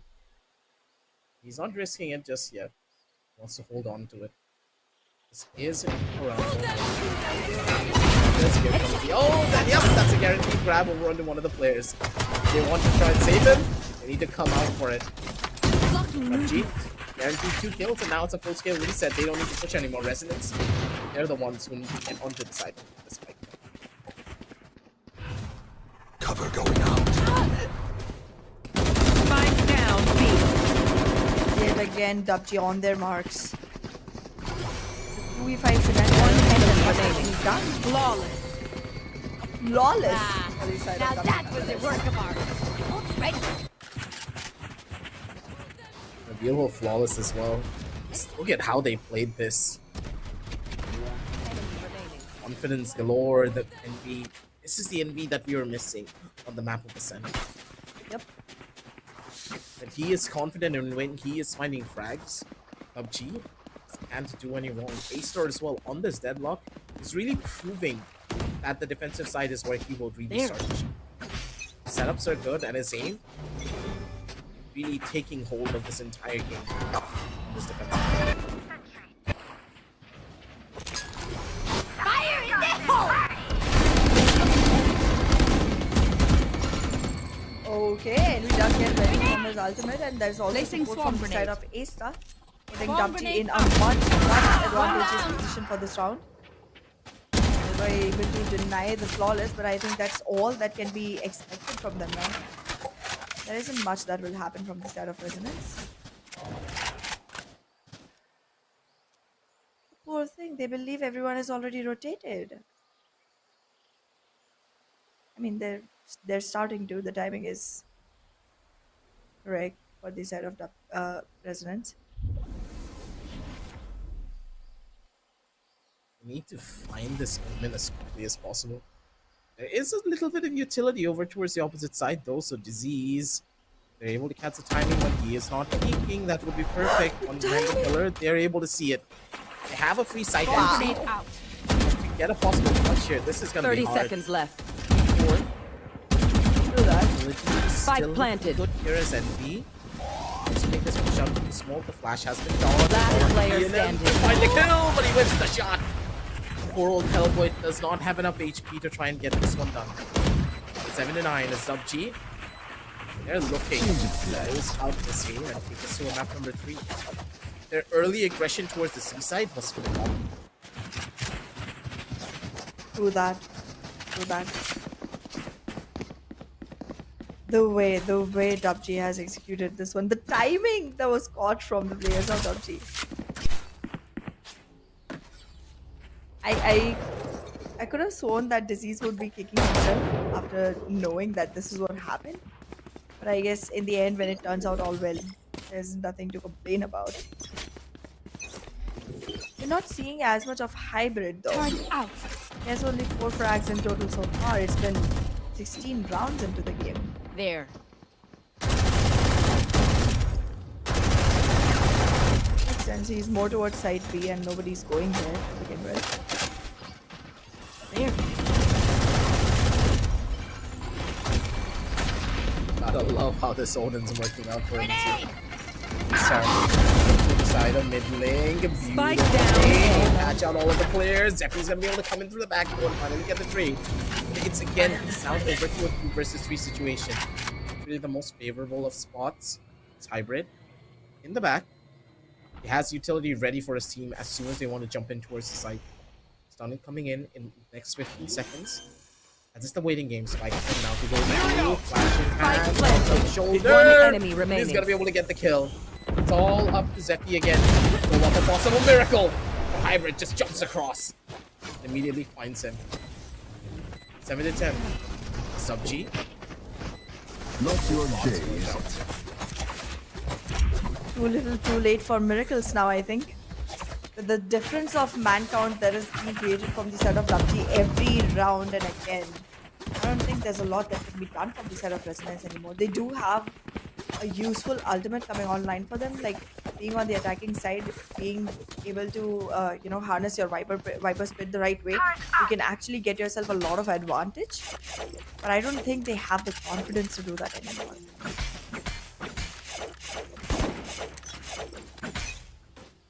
Mainly that's really the case, but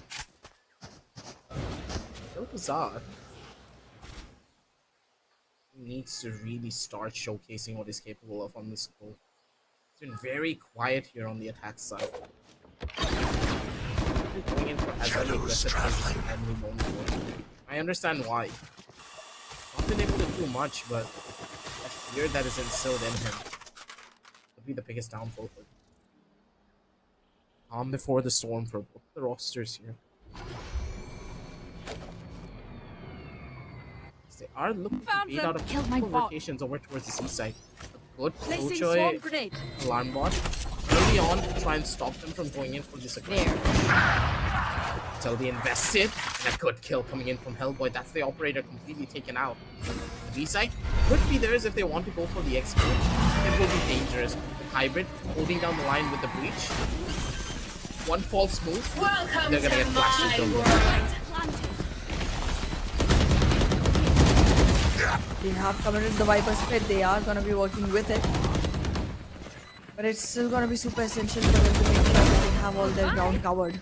No. That. Through a spam, they lose their life. One enemy remaining.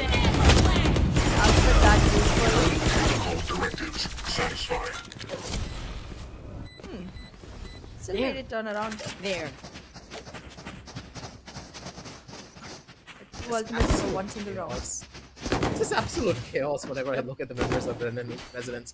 But what I loved was Zeki making a lot of noise over to the seaside. You saw that Hybrid turned around to try and maybe flash out Zeppi as he was running forward into him.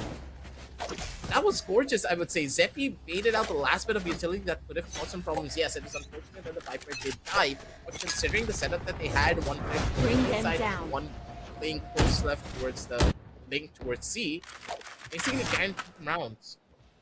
Most ones looking beautiful from Residents if they're able to get themselves in towards the side. That's one of the biggest problems. It's not that Residents are bad in their post plans, they're having a horrible time trying to go in for a good exit. They need to rethink the strategy, and if they do want to wait for that Face first your goal, fear! 30 seconds execution might be the name of the game.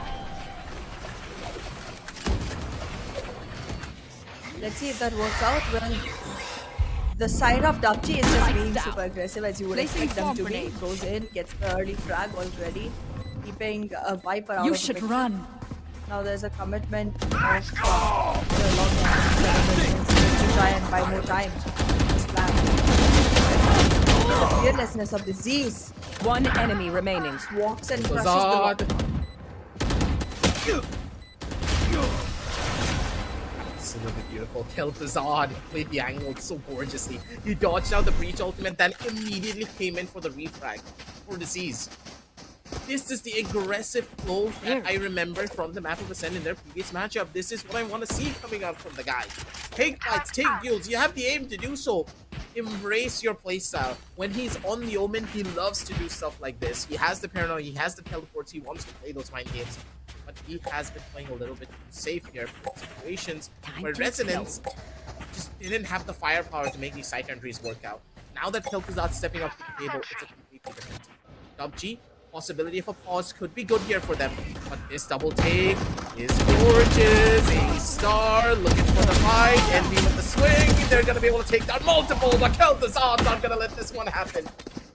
Towards the right, they have to worry about a lot more. Kel'Thuzad low on HP, but he's still gonna be able to live. But with the defender side, the Killjoy lockdown still being on the cards, they need to take him out quickly, or the site execute needs to turn into an extension.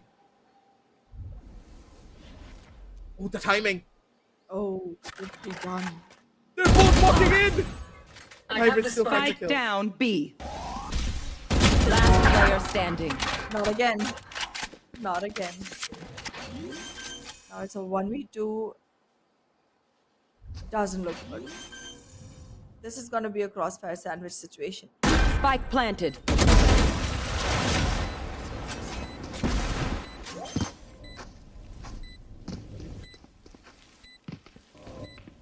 PUBG so close to winning Team so Ace. far.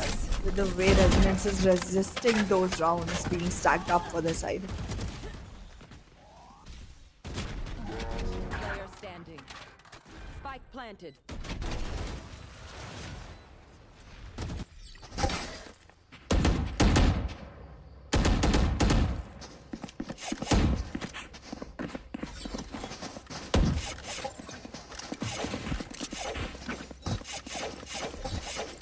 For now.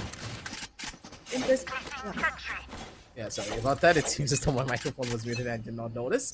DUPG, they're gonna be the ones who are at the top of it all. They have a lot of utility and big ultimates to try and hold down the side too. So Resonance, not looking that good on that regard here. No game plan just yet. For them, the map of Lotus has not been panning out that well. They've been being read like an open book, and the early aggressive plays being made by DUPG has been in perfect synchronization. Good reads like this, you need to bait out utility first before you commit to any angle. That's it. Nothing to come through. All already utilized by the Killjoy. No peeking. Deadlock. As the execute comes in towards the C side, Zeppy has a good angle to play with, but with the defender Killjoy lockdown present too, he needs to break it as soon as possible, and the kill and the nade landing perfectly. That's the lockdown no longer in the fight. Wait a minute! The lockdown was not broken! What just happened? lockdown survives and Kel'Thuzad is in danger.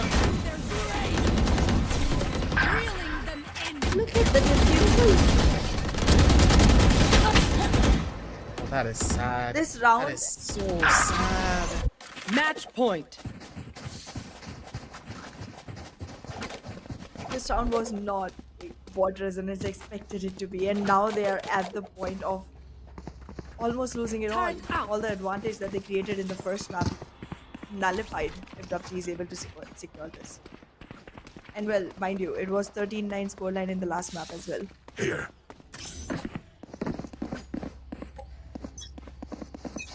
Satchel out. Yikes. Satchel out. That's gotta hurt. Satchel Residents, out. they lost on a round that they were carrying trying to do something big here, but look at a great transfers coming in from NB2K, and the early aggressive plays, they're just gonna keep on going, and they do not want to stop. 3 players remaining.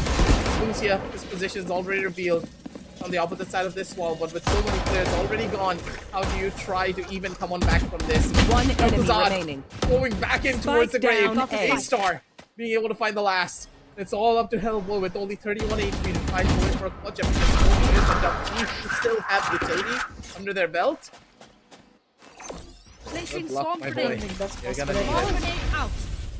Not in Yeah, this. this is done for. This is already done for. Go and meet your mate. Defenders win.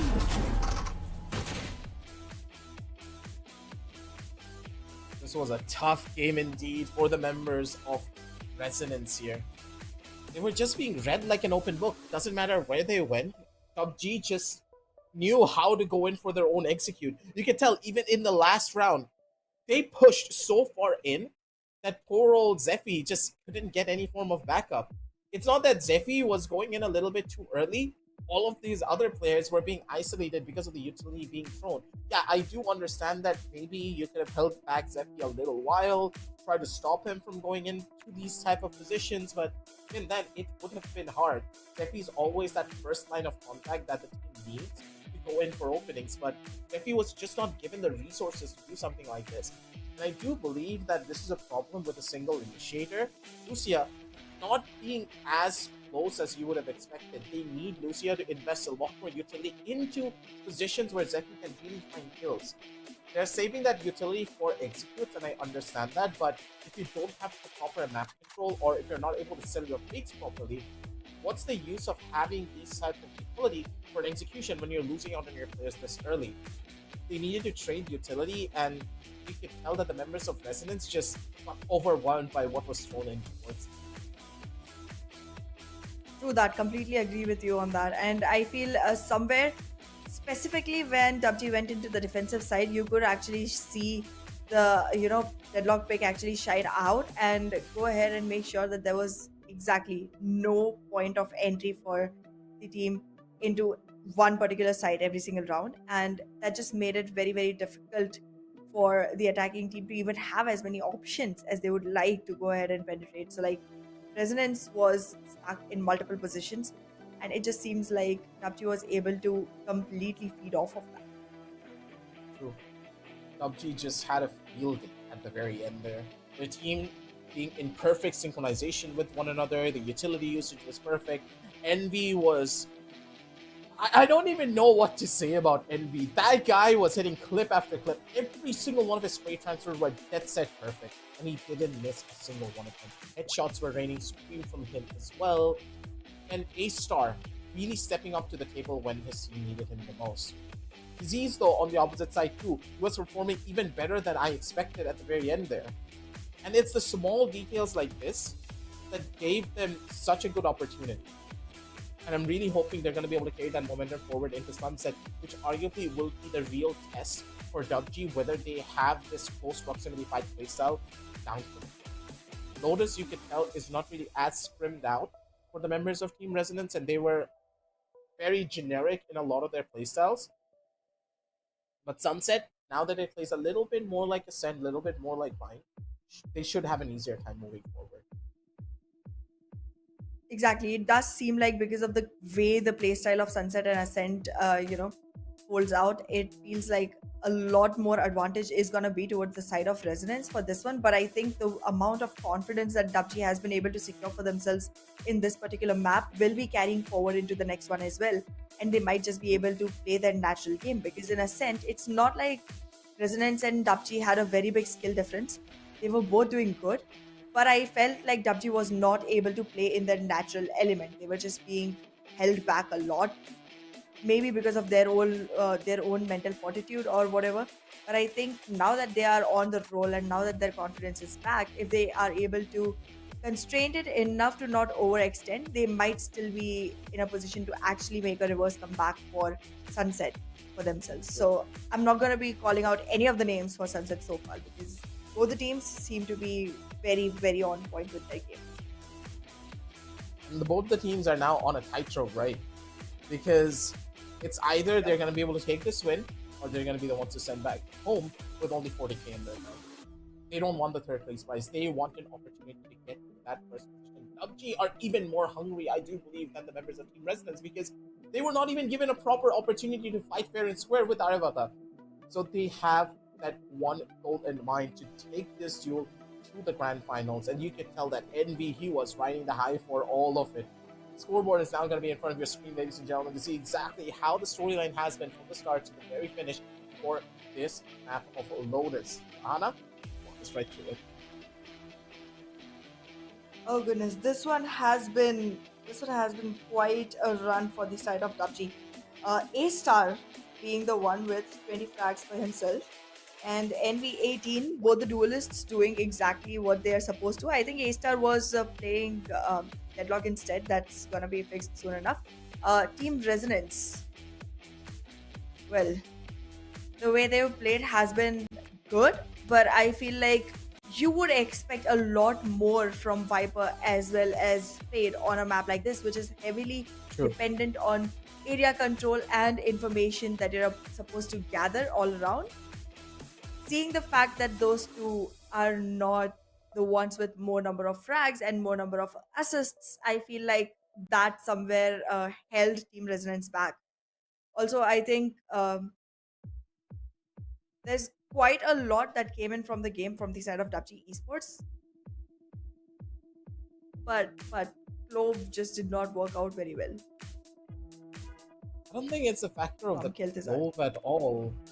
It's more like Lucia just did not have the same level of proficiency on a Fade as he does on a Sova. That's what I feel as though what's happening to Could us. say yes. Lucia just didn't really use his utility in the way that you would expect coming out from a Fade, especially when you are a single initiator.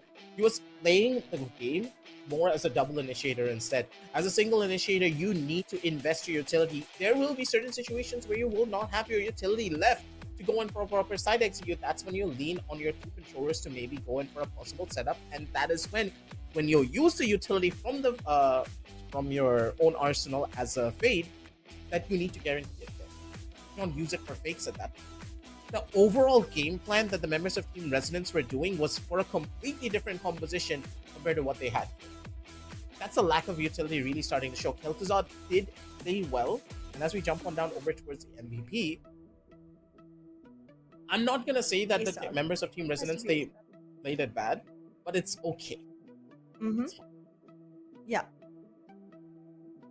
I agree. I feel like after the first half, once the momentum started dropping in the side of DUPG, there was a lot of lack of confidence that started showing up from the side of the players of Resonance as well. But yes, A-Star, a pick that we were both kind of skeptical about. We were wondering why you would pick a Deadlock specifically when you're starting on attack and all of that.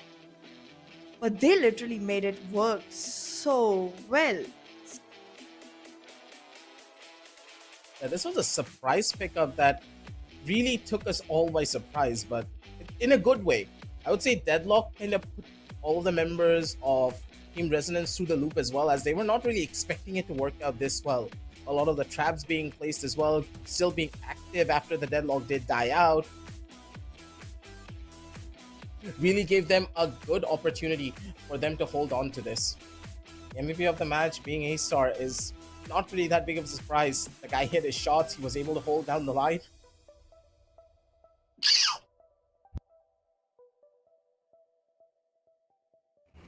Yeah, sorry about that, ladies and gentlemen. Had to sneeze a little bit there, but as I was saying, for the members of DUPG, it's not that big of a surprise at the end of the day that having this character that has not really been picked up as often pretty much guarantees you a victory at the end of the day.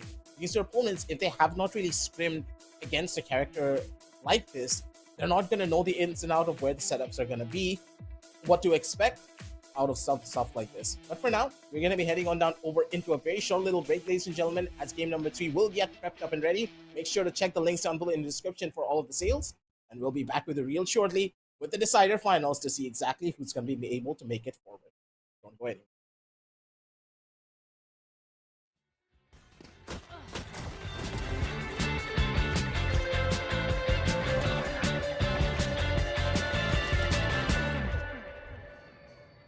One enemy remaining.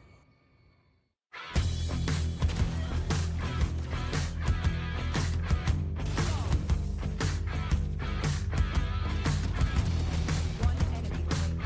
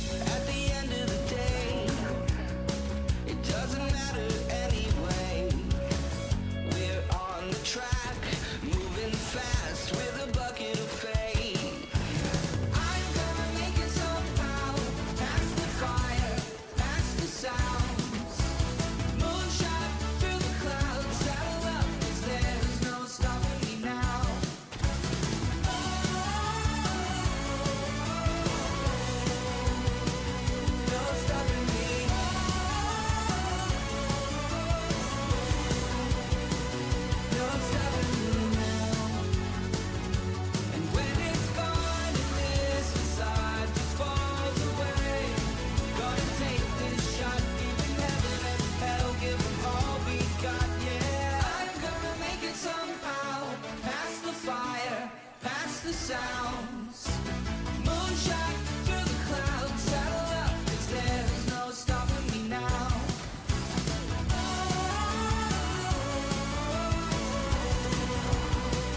No stopping me.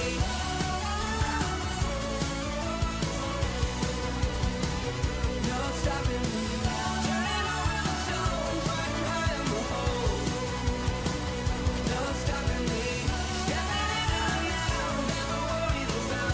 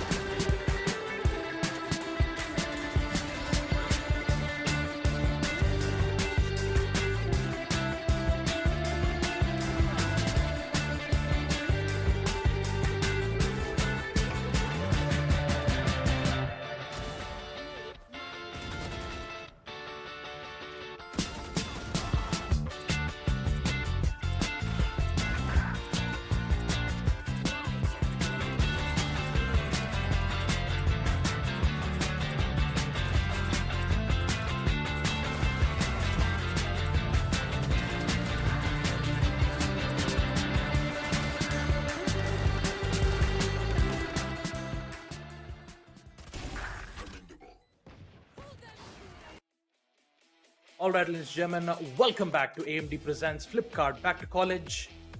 Back to College Cup Season 1, powered by AS Rock, Acer, WD Black, Potronics, and hosted by the Esports Club. We're back once again. Unfortunately, Aggressive had to, go out. Just some emergencies, but he's fine now. And we've seen two of the maps back to back between Team DUPG Esports and Team Resonance. First map on Ascent, it was Team Resonance, and map number 2, it was DUPG Esports who did take the W. So, Ahana, map number 3, it's the deciders, and the winner of it will proceed into the grand finals. So, how are you feeling?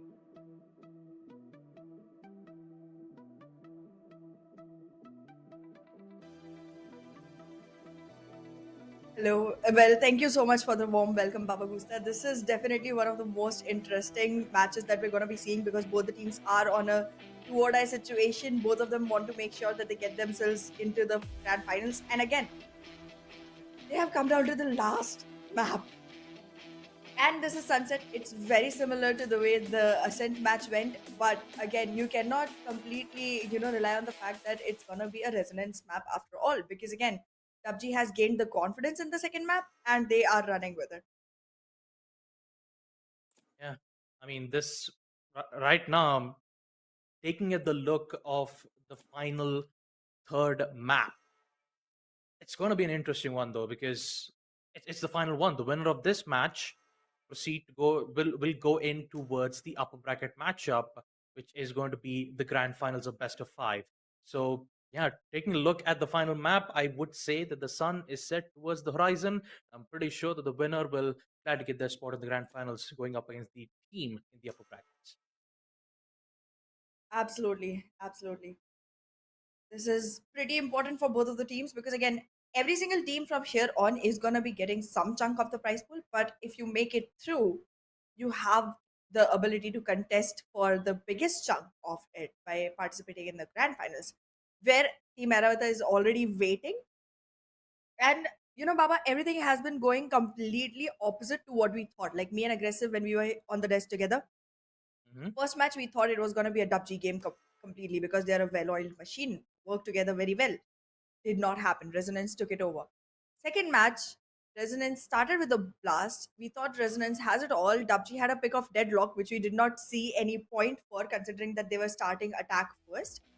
But it still turned out to be a DUPG game. Like, you cannot assume anything today. Like, everything is going completely opposite of what a person would think in a normal situation. That just makes today much more fun. Definitely is, especially like in a game of Valorant, be it if it's a 9-3 in the first half or a 6-6 equalizer. The second half always has a change, right? There's there's always a reset in your economy. There's always a reset on your game plan, which means that when you have a role swap, when you play on defense first, you'll have a different experience, that's for sure. So without any further ado, folks, let's not waste any time and proceed to map number 3, Sunset. Well, here we are. I have high hopes from the side of Disease because as a Cypher, that man is just on another level. Envy on Phoenix is something I love. My favorite Envy is Envy on Phoenix. So let's see if this is going to be as amazing a game for them as it was on the first day because DUPG was doing amazing in this particular lineup on this particular map. Looking at Resonance, like once again, interesting for bringing in the Gecko this time. A good amount of going match.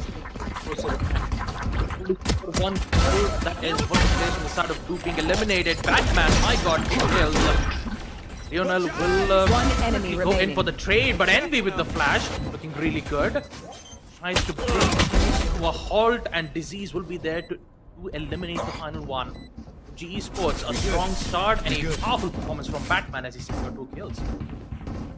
Absolutely, absolutely. The way DUPG functions is so amazing. It's like they're all part of the same person and just operating different characters altogether. Because the way they're functioning is in game, it's like they have complete idea of what's going to happen next, how to repair any damage that's been taken. They're beautiful at that. However, Resonance has been adapting and adjusting pretty quickly as well, and they have the Prodigy Zephy on their team. So we'll see. We'll see how that turns out because Resonance definitely has some answer for this particular round. The next. Oh no! Strong Lost start. in the beginning. Yep. Yeah, they did. They lost, but trying to get some good values out of it. Pressure is too much. Esports will definitely get one. The weapon advantage is favoring for DUPG Esports, but turns out Resonance trying to bring things back using the power of the smoke. Proceeds to get a kill, flashes, and falls back to safety. Now it's a 2v2 equalizer. Resonance have a chance to break the economy from the side of DUPG Esports, and they have some good weaponries from their end too, except from Lionel. Gecko might have a Spectre in his hand and have a chance to win this important 1v2 clutches. To that, the Cypher is alive. And I don't think it's been suspected. Okay, yeah, they were able to find the tripwire, but the moment they shut it off, they have to face Envy.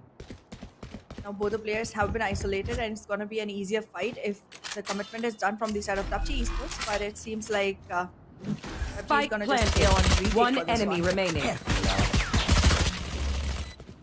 The information being gained is just so much. It's how to secure this 1v2. Flashes. Pretty gonna work out well, and then we will get Careful now. 2-0. A very expensive round, as I call it, Anna. Yep.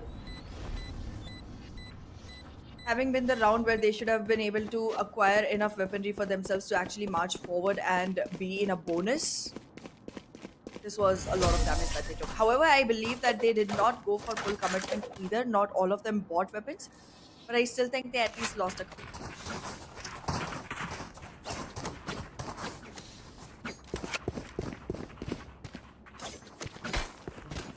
Wait a minute. Did they just go in with? All outlaws. Okay. Nothing I can say at that. I've seen Envy being just completely amazing at the Outlaw. I've seen similar sniper gameplay coming in from the side of A-Star as well. I wasn't completely sure if Batman was gonna be able to do the same thing, but he swapped to a Bucky. Shot A down. really expensive one. And A-Star, surprisingly enough, he secures one. An important one of that too, Anna. Taking out the duelist Zephy is going to bring a lot of damage once they made the execute on the side, because you lost your duelist. Now you only have to rely on a double initiators, in which they'll help you with the flashes, but it's going to go in for the push. To that, it's slightly, you know, damaging. Actually, majorly damaging to lose your duelist being on the attacking side at least. That early in the game.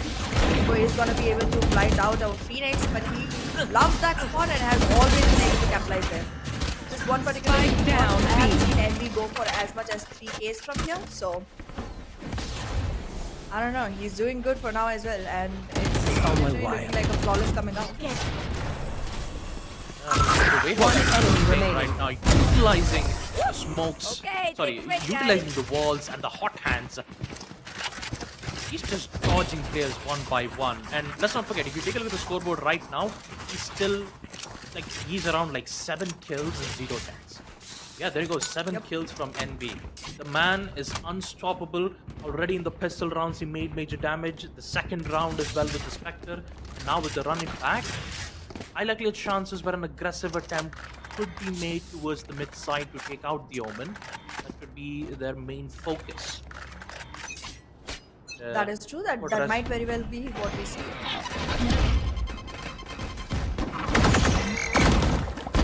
Envy keeps getting his ultimate online very quickly, specifically on a map like this, and he is pretty amazing at being able to execute with it. But look at Batman coming up with his own contribution, getting one frag by gun and other with paint shells, putting it into a 4v2 situation with very little HP on Gecko. Enemy mark. One enemy Low remaining. HP, and Batman will once again get a triple kill. Leading to Hellboy in just 18 HP, a stinger in hand. Not a good position to be in. 4-0. DUPG Esports, 4 kills for Batman. A map like Sunset, Resonance, and yet to make the response. It's gonna be a very tough one though. The paint bomb working out from Batman and the shots from the Vandals. And what's more dangerous is that both the duelist ultimates is still opened up. You still have the showstopper and the running. So for Resonance, True they that. have to play to it accordingly. They still need to worry about their economy because they still have a broken buy. A light armor from Zephy and a bulldog from Lucia. Exactly. And nonetheless, this is going to be the last round when they're even able to actually go ahead with such kind of buys. They are going to be left with almost nothing in the next one if they lose this as well. They have to be super careful of how they move forward into this one. It's not looking very optimistic for their side, but they do have the opportunity of utilizing a couple of ultimates that are going to give them way too much information. However, capitalizing on it is going to be a complete on the side of DUPG Esports though. The run it back online, I would consider AMD to be a more favorite. An immediate shutdown. Lionel is still alive, trying their level best to try to make their entrance towards the site. Everyone hiding. Unfortunately, they cannot. They have to fall back, hopefully rely on Kel'Thuzad's info. Have good amount of information. They know that the entire A side has been cleaned up. They could provide for post plant. It's all up to Kel'Thuzad. Give a lot of time for the team. He secures one. Can he find anything? Hasn't been removed in the round just yet. Still 7 kills, Spike planted. 0 deaths. Envy could pull this round out once again. But the utility is the biggest question here, folks, because DUP, they've used a lot of utilities in the B side. Revealing area. And they make another miracle. Recon for info. Don't find anyone. The rest of the players One enemy fighting the flag, but Hellboy through the wall. He secures one. It's all up to A-Star to win a 1v4 situation, and he will be denied immediately from Hellboy. Resonance Esports finally opening up their account. They will win their first round on attack. Round number 1. Finally things are looking up for Resonant Esports, but well, from the side of DUPG Esports, I do believe quite a lot of mistakes were committed in this one. There was no reason to actually go in for an individual push when you already had a partner alongside you. Maybe at least keep someone ready for a trade after you if you're going in a situation where you're already lesser in number. But it is what it is, and I think it's not that damaging for DUPG overall, so they're not gonna be concerned so much. But as long as they keep playing in their natural element, they're gonna go ahead and create an opportunity for revenge matchup tomorrow. Hell, boy, shutting everyone. My god, Envy. He was blinded by the Echo's flash. Sorry, Gecko's flash, and yet he ends up with a kill and he gets rid of the process. 3v3, here comes Thrash. Can he find its mark? Sees it. Can he catch him? He does. Finally got the side control. They will be seeing the post plant ample amount of time. He's supposed to defend themselves, but it also gives a lot of time for Team PUBG to see that the retake would be theirs.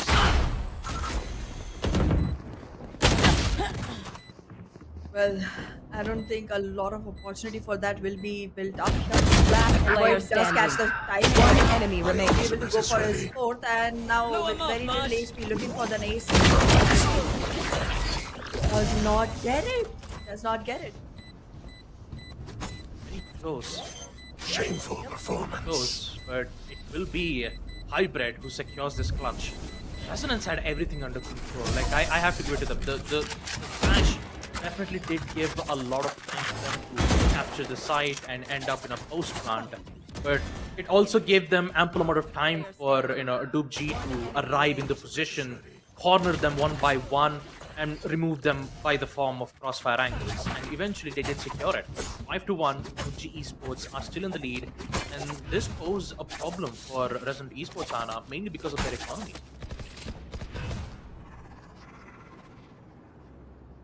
Yep. It's gonna be PUBG kind of Esports. difficult for the side of Resonance to actually come back into the game. However, DUPG Esports does look like they have quite useful ultimates on their, arsenal to actually go ahead and commit to this round, which can actually result in a better result for themselves.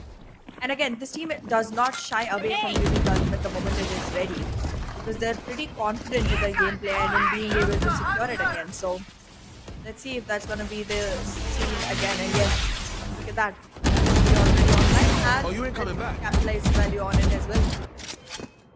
No, I wish I could have seen Envy's perspective. One enemy just shut remaining. down a showstopper raise. My god, Envy is just... He's unstoppable at this point. Like, how can you stop this man? 6-1. Gee. My god, they are looking so unstoppable right now. And here's the thing. Press had a really, they've decided, how about let's just go in for a split. So you had 2 players from B long, you even had 2 players gaining control towards mid market. But once they made their push, you had hot hands from the Phoenix. Once Phoenix heard that there's a showstopper coming in, he exactly predicted where and when the race would be in, and he just predicted it so well that it ended up being their major downfall. And looking at this right now, the amount of aggressiveness that we're looking at is just so chaotic. Resonance Esports are forced with an eco round, and DUPG, yeah, with fullest potential, sees the info, and A-Star gets it. Third kill from Hybrid. And it's a true equal situation. Resonance Esports are losing momentum right now, Ana, and this will be even much more tougher in the next future rounds. True that. One enemy remaining. Kind of information that people from the side of DUPG Esports feed on. Look at that. Yeah, it's just such a bad call. Bad timing. Human thought, you know what? I mean, there's no way one of the players will be flanking from the back, right? Let me just bunny hop my way out of safety. Yeah, there you go. Yeah. That's so really sad. unfortunate to look at, but Yes, this should do. it happens. I hope they're able to look back at it and laugh at some point. Not today, but some point. Yeah. I mean, it was an eco round. I'll give it to them. But this is really like, what a statement from DUPG.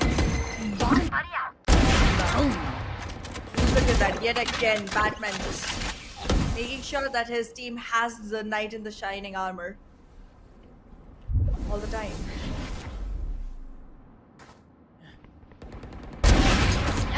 Second Wow. kill from Batman. He's just like, both the duelists on map Sunset from DUPG, they are unstoppable at this point. Do that. Resonance, they're just confused, Anna. Like, what can they do in this situation? Scatter. Like, is it mainly because it's a defender favored, or is it because they're having difficulties dealing with the Phoenix? I think it's the difficulties dealing with the Phoenix. It's really hard facing Envy when One enemy remaining. almost Spike down every A. And again, in DUPG there's 2 duelists and both of them are dueling, so it's kinda hard to get through it.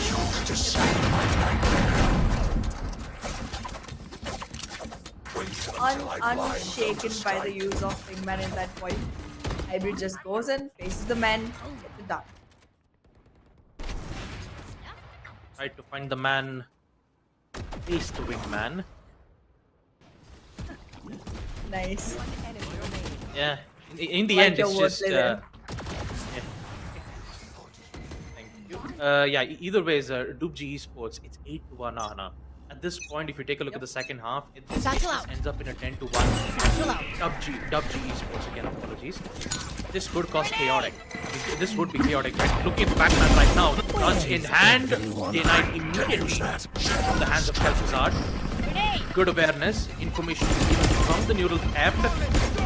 The defender is trying to scramble away, but Hybrid is still alive. He finds 2 important kills back to the side.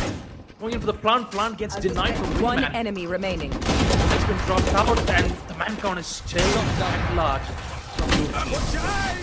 Power is just way too much, and the shock dart will definitely confirm it. Yo, Sofa, Yeah. that was pretty It's dope. 9-1. Look a lot better with some flame decals on it. This team is unstoppable right now, Ana.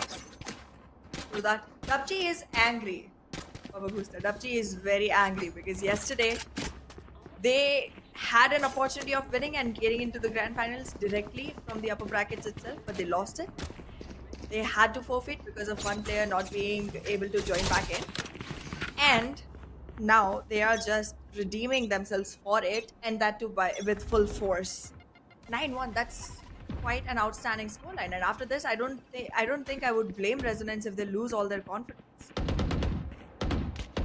Game of Valorant, like, I have to say that,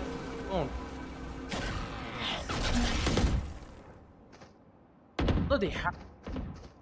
Careful at this Oh point. yeah! Monster on the loose!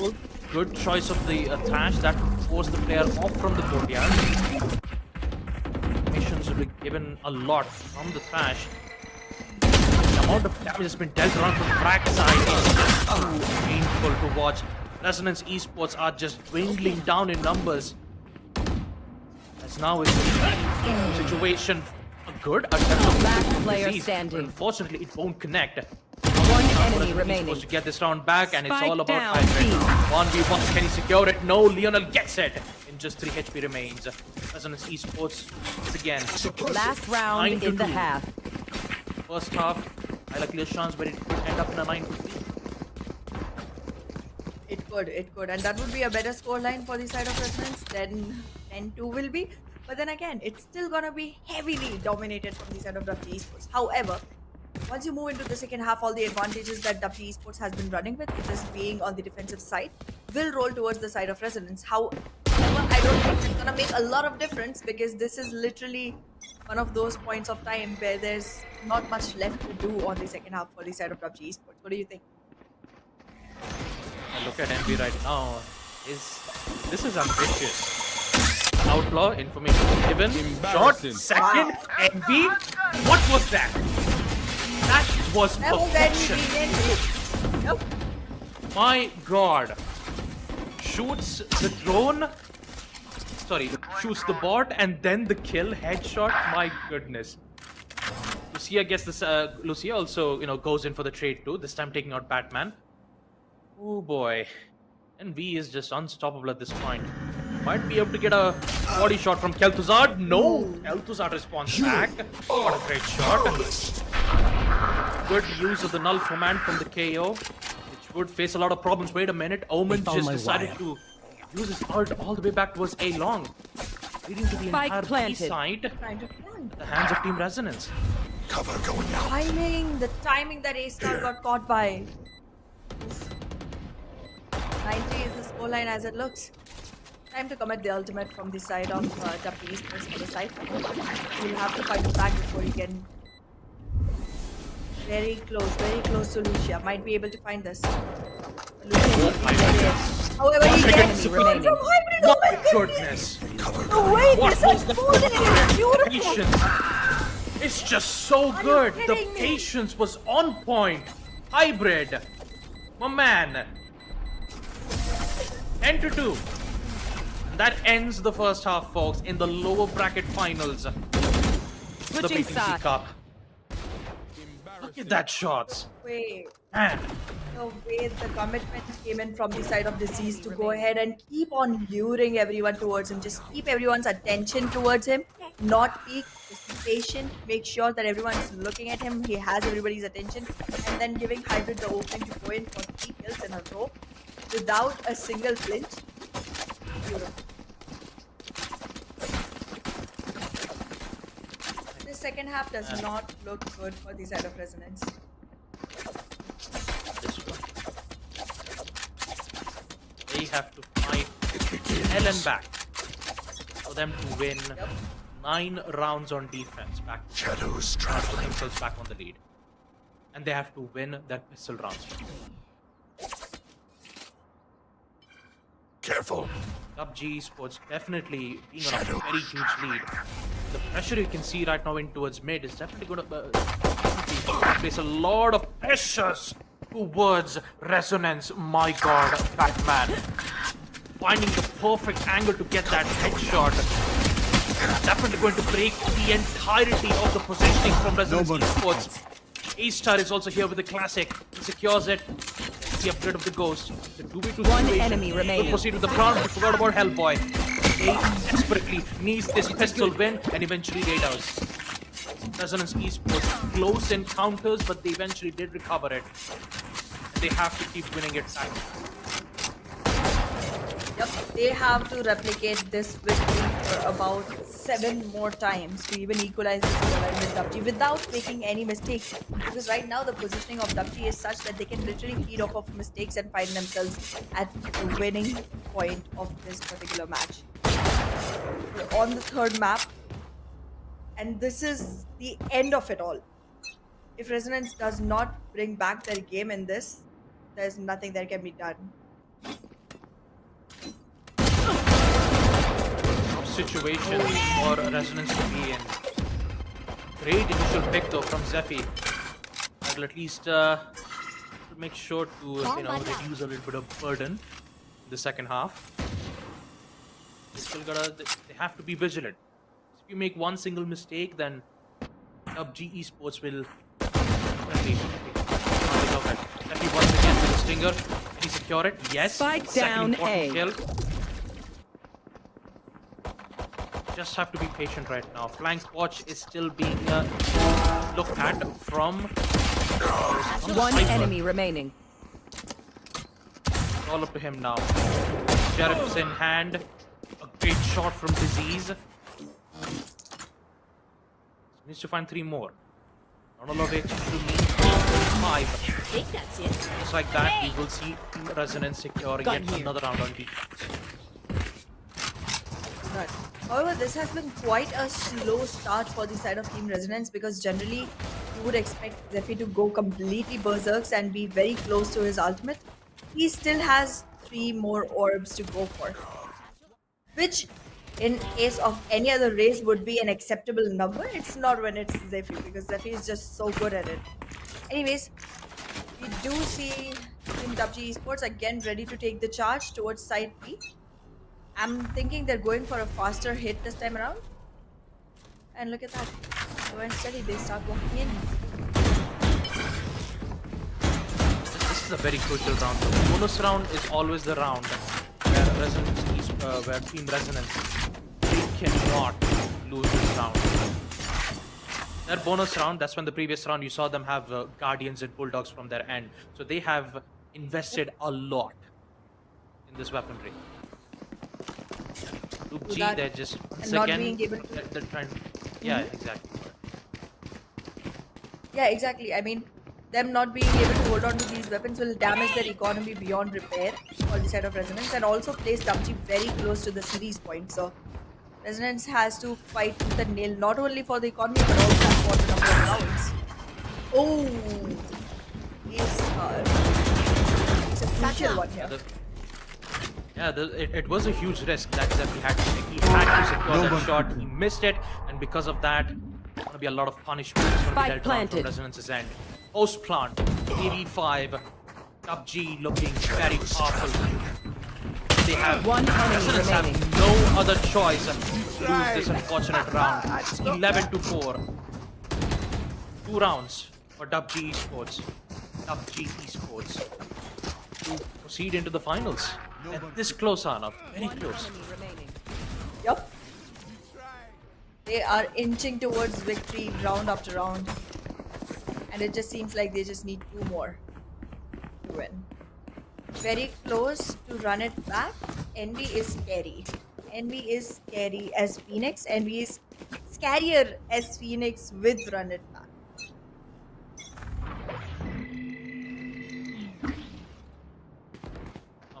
I definitely envy him. The amount of shots that he takes is so powerful to look at. But once again, a rush attempt from DUPG Esports. Already securing the side towards B. They don't have presence towards B long, so Kel'Thuzad have a power play. This power position will be the key for Resonance Esports to secure this important post plant. Look at Disease, all the way towards the mid side, catches the lurk. Now trying to secure the one final player. Kel'Thuzad, the lone man on the B side. There's no other choice but to fight unknown locations. Unfortunately, won't be able to secure it. 12-4, DUPG Match Esports. point. 1 round away of securing the grand final spot, the Flipkart BTC Cup. Exactly, and look at that. They have quite a good economy on their ultimates as well. They have 2 ready and 2 about to be ready. They're gonna have the Hunter's Fury in 1 single orb, and same can be said for their from the shadows. While Envy and Batman are already having their into the unknown. line. It's a similar story for the side of Resonance as well, but I think the impact of ultimates from the side of Resonance is not as strong as that from the side of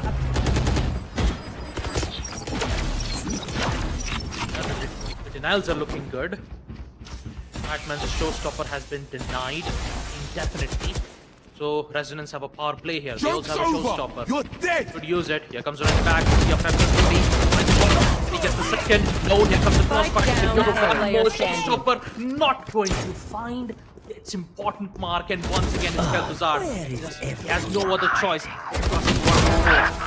Neural Theft tries to find the info, Attackers but it's win. still not enough. Hybrid secures the final kill, and just like that, ladies and gentlemen, it will be Team DUPG Esports to secure map number 3 on Sunset. My god, what a performance did we get to witness here from Envy's Phoenix. Absolutely, absolutely. The way DUPG has played is completely commendable. The scoreline that they ended it with, I mean, it went at least close in the first 2 maps. This was just completely one-sided domination from the side of DUPG Esports. They started this tournament off on online streams with Sunset, and even then, it was a scary Envy that we were surprised by on the first day of the tournament. And look at him continuing all through with the same kind of glory, same kind of, flame around his name. This is beautifully done from the side of DUPG Esports. And I cannot wait to see what they're going to bring to the table tomorrow when they face Eravat, sorry. Airavata Esports, currently the team who is in the grand finals right now, and they'll be going up against Team DUPG Esports once again.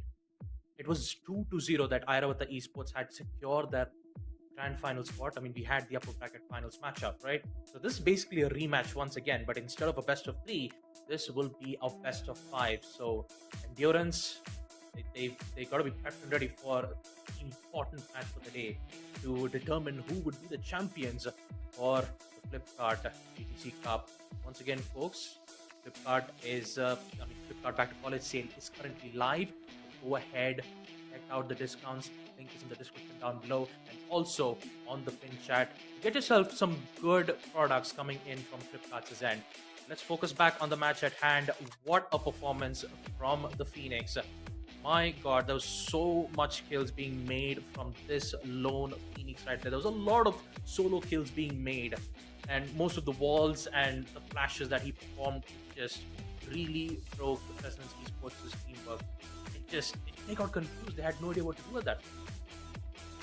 Exactly. And I'm just as impressed by the gameplay coming in from the side of A-Star as well, even though he might not have as many numbers of frags for himself, but he was able to set his team up for victory time and again by being the best Sova that they could ask for in this particular map. You being able to provide all the information, being the initiator, also being able to push the flow of the opponents away from your team is something that A-Star masters it, and he has been able to deliver that so well yet again.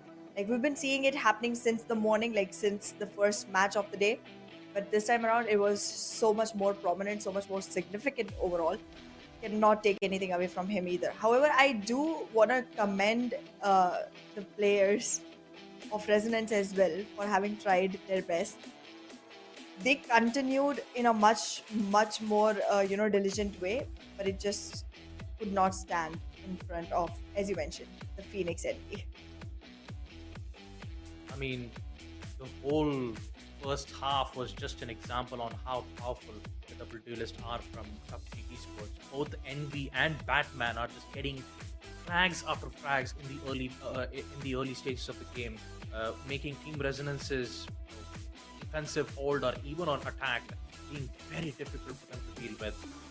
I mean, in the second half, if you're in a 9-3 situation, sure, there's a high likely a chance that Team Resonance could have come back, but you also need to know that the way how the duelists play, you always need to find a counter to it. They bought a counter, and it was none other than KO. Lionel had the KO. He had the exact idea on how to counter it. The null command was on point, but unfortunately, the suppression knife didn't get to have a lot of values from Resonance's end. The main value that got all of it was from the Sova's recon dart. I mean, for the past 2 to 3 rounds, every time when you see A-Star use his recon dart, all 5 players from the side of Team Resonance would be detected immediately. They have the info, they can just corner themselves out, they have control on mid, they have control on A-long. Next thing you know, it's just game over for Team Resonance. Let's take a look at the scoreboard. Let's see who's the MVP from both the sides. Well, I don't think it's very difficult to find out. Wait a second, it's not Envy? I thought he was gonna be Envy. It so looked like Envy. But yeah, Batman, yet again, a very astounding player from the side of WG Esports, just giving his best as usual. 20 kills, Anna. I believe Batman was playing, was usually playing as the opper on defense for around 3 to 4 Yes. rounds. So more likely that could be the main reason why he's currently the MVP. Envy most of the time Envy was just applying a lot of pressure towards mid, and that definitely kept a lot of problems towards Resonance's end.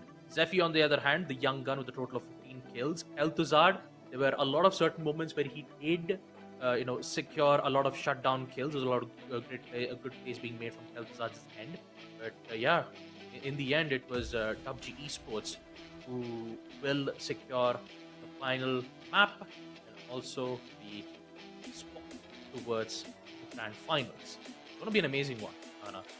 I really can't wait to see what's Yep. going to happen. Exactly. I mean, the way the grand finals is gonna unfold, specifically now that it has become a revenge matchup, I am just so excited. I cannot wait for tomorrow to begin already. But yeah, the way this particular match went was completely one-sided domination, and it's visible on the scoreline as well. However, let nothing fool you. You see 15s and 12s, and you feel like it's a smaller number from the side of Team Resonance. They've done very good. It's just that there weren't enough rounds to begin with. We've played only 17 rounds in total. So those numbers might defy you if you don't look at the overall scoreline altogether. But yeah, the way Batman and Envy are able to, support each other and boost each other's performance by being two duelists on the same side is completely amazing, and it worked out really well for them. It did the other days as well, and so did it today. Yep. And of course, the MVP of the match, Batman, with a total of 20 kills, 3 first kills, and an 18% headshot. Mainly because, when you use the Judge, the Bucky, and sometimes the Satchel charges, the headshot percentage gets reduced a little bit. But when you have a synergic duo like the Batman and Robin, Robin being NV2K, the synergy is unstoppable at this point. Map number 1 and 2 was just heavy, hard-hitting fights from both sides. It was 13 to 9. Resonance definitely did when map number 1 Ascent. On map number 2 Lotus, it was DUPG Esports who secured 13 round wins up against Resonance. And map 3, it was 13 to 4. Unfortunately, Team Resonance couldn't get to give a big fight, mainly because of how dominating Team Esports were performing at this point. So, man, what an end to third map. Man. I know, right? I mean, nobody expected that. I thought that it was going to go all the way towards overtimes and stuff, because the way both of these teams were fighting, it was all tooth and nail from both sides. Every single one of them was unwilling to give up, and it just showed so beautifully in the first 2 maps that I felt that's how it's going to end. But I think when it comes to endurance overall, DUPG just has a better chance at it. Firstly, because they have slightly more experience compared to their opponents, Resonance Esports, and also because they have been, grinding this game quite a lot more. In the end, when it comes to endurance, even tomorrow, I think DUPG might have the upper hand. But if Airavata is able to just go ahead and close it off in the first half itself, then there's nothing that can be said about it. I mean, if you take a look at Airavata Esports' performance in the upper quarter, the entire matchup itself, let's just check out the entire series MVP of the match as well. Let's see who it is. I'm pretty sure it should be NV, or no, it's once again Batman. Yet again. The MVP of the series. Would you look at that? 3 matches in total, 52 kills and 23 headshot percentage, with a total of 5 first kills. First kills are always important, and Batman, he definitely did deliver the most impactful plays for this for this team. That he did. He was a very significant contributor towards victory for the side of DUPG Esports, and that's very well evident on these numbers as well. With 253 ACS and 1.21 KDR, This dude has literally made sure that the team is able to come back from the ashes at all times. Beautifully done, and I'm like super interested in seeing how this performance enhances overnight when you see him go into the finals tomorrow against Eravat. Talk about Airavata Esports. Man, their performance in the upper bracket is just phew. Like, I have no words. 2-0 up against Sovereign, 2-0 up against Resonance, 2-0 up against DUPG Esports, and they're already in the grand finals. They haven't lost a single map in this season. I know. They are looking unstoppable at this point, but looking at DUPG Esports' performance here in the grand finals, it's a best of 5, which means 5 maps will be played back to back. Yes, breaks will be given, but it's always about endurance, how you counter, how you counter the plays in a map, what kind of maps you get to play it. Once again, let's take a look at the brackets once again. All the matches are completed, folks. Upper brackets is done, lower brackets is done, and now we only have one match to go, folks. It's Team Airavata Esports and versus DUPG.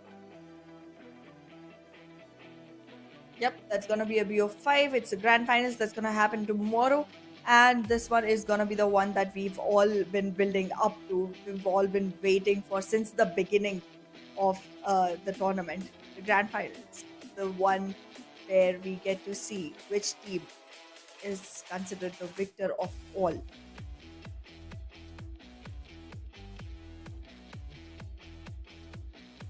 Look in the bracket itself, there are so many great teams coming in from them. So yes, so folks, tomorrow the grand finals for for Team Airavata Esports versus DUPG Esports will happen in 4 p.m. IST tomorrow. So make sure that you're tuned in.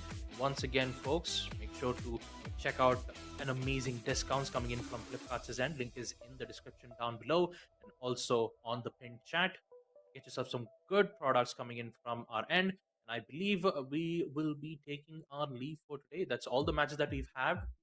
Upper brackets are done, lower brackets are done. And once again, a huge shout out for AS Rock, Acer, WD Black, Photronics, and also the Esports Club for the sponsorships, the host, and also Flipkart, AMD. This tournament wouldn't have happened without you guys. And talk about the prize pool itself, Anna. 1 lakh rupees for first place, especially on a tier 3 tournament. It speaks high volumes, Anna. It speaks a lot. So for the grand finals, folks, make sure to tune in. It will be 4 p.m. in the evening tomorrow. Like I said, we'll be taking our leave today. This is AMD Presents Flipkart Back to College Cup Season 1, powered by AS Rock, Acer, WD Black, Photronics, and hosted by the Esports Club. With me, Baba Gusta, my co-caster Rahana Aiden, and also a broadcaster Assassin. We will see you guys tomorrow. Until then, take care and good.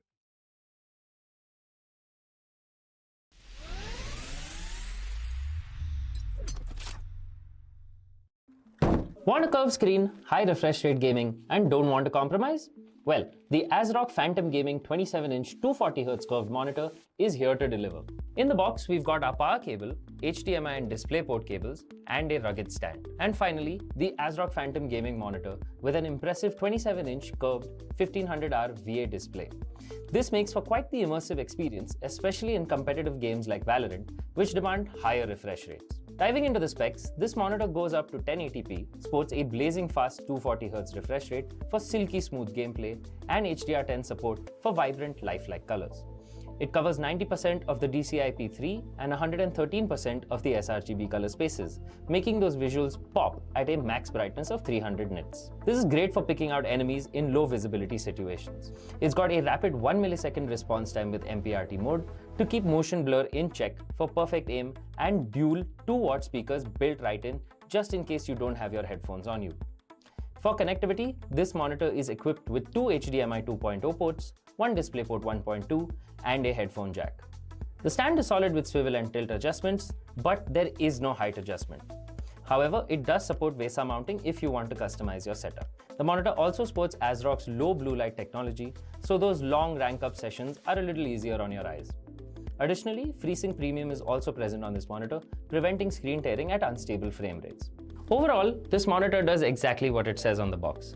Super fast, high refresh rate gaming for titles like Valorant to give you the competitive edge you need.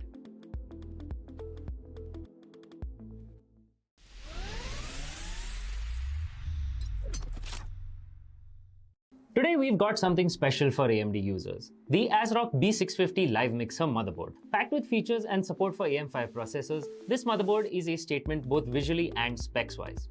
As an AM5 board, the ASRock B650 Live Mixer supports both AMD Ryzen 8000 and 7000 series processors and will continue to support all AMD CPUs until 2026. Whether you're upgrading or building a new rig, this motherboard has you covered. Power delivery is robust with a 14+2+1 phase power design, ensuring stable and efficient power distribution. For memory, it sports 4 DDR5 DIMM slots with support for 6400+ MHz speeds when overclocked. Expandability is key in any build, and the B650 Live Mixer shines with 3 PCIe 4.0x16 slots and an M.2 key E slot for Wi-Fi modules. Rear I/O is great with an HDMI and DisplayPort connector, 14 USB ports, out of which you get one 3.2 Gen 2 Type A port and a 3.2 Gen 2x2 Type C port. Those with blazing fast internet will be happy to see a 2.5 gigabit Ethernet port at the back. For audiophiles, it features 7.1 channel HD audio with the Realtek ALC897 audio codec and Nahimic audio enhancement. Whether gaming or watching movies, you can expect immersive audio quality.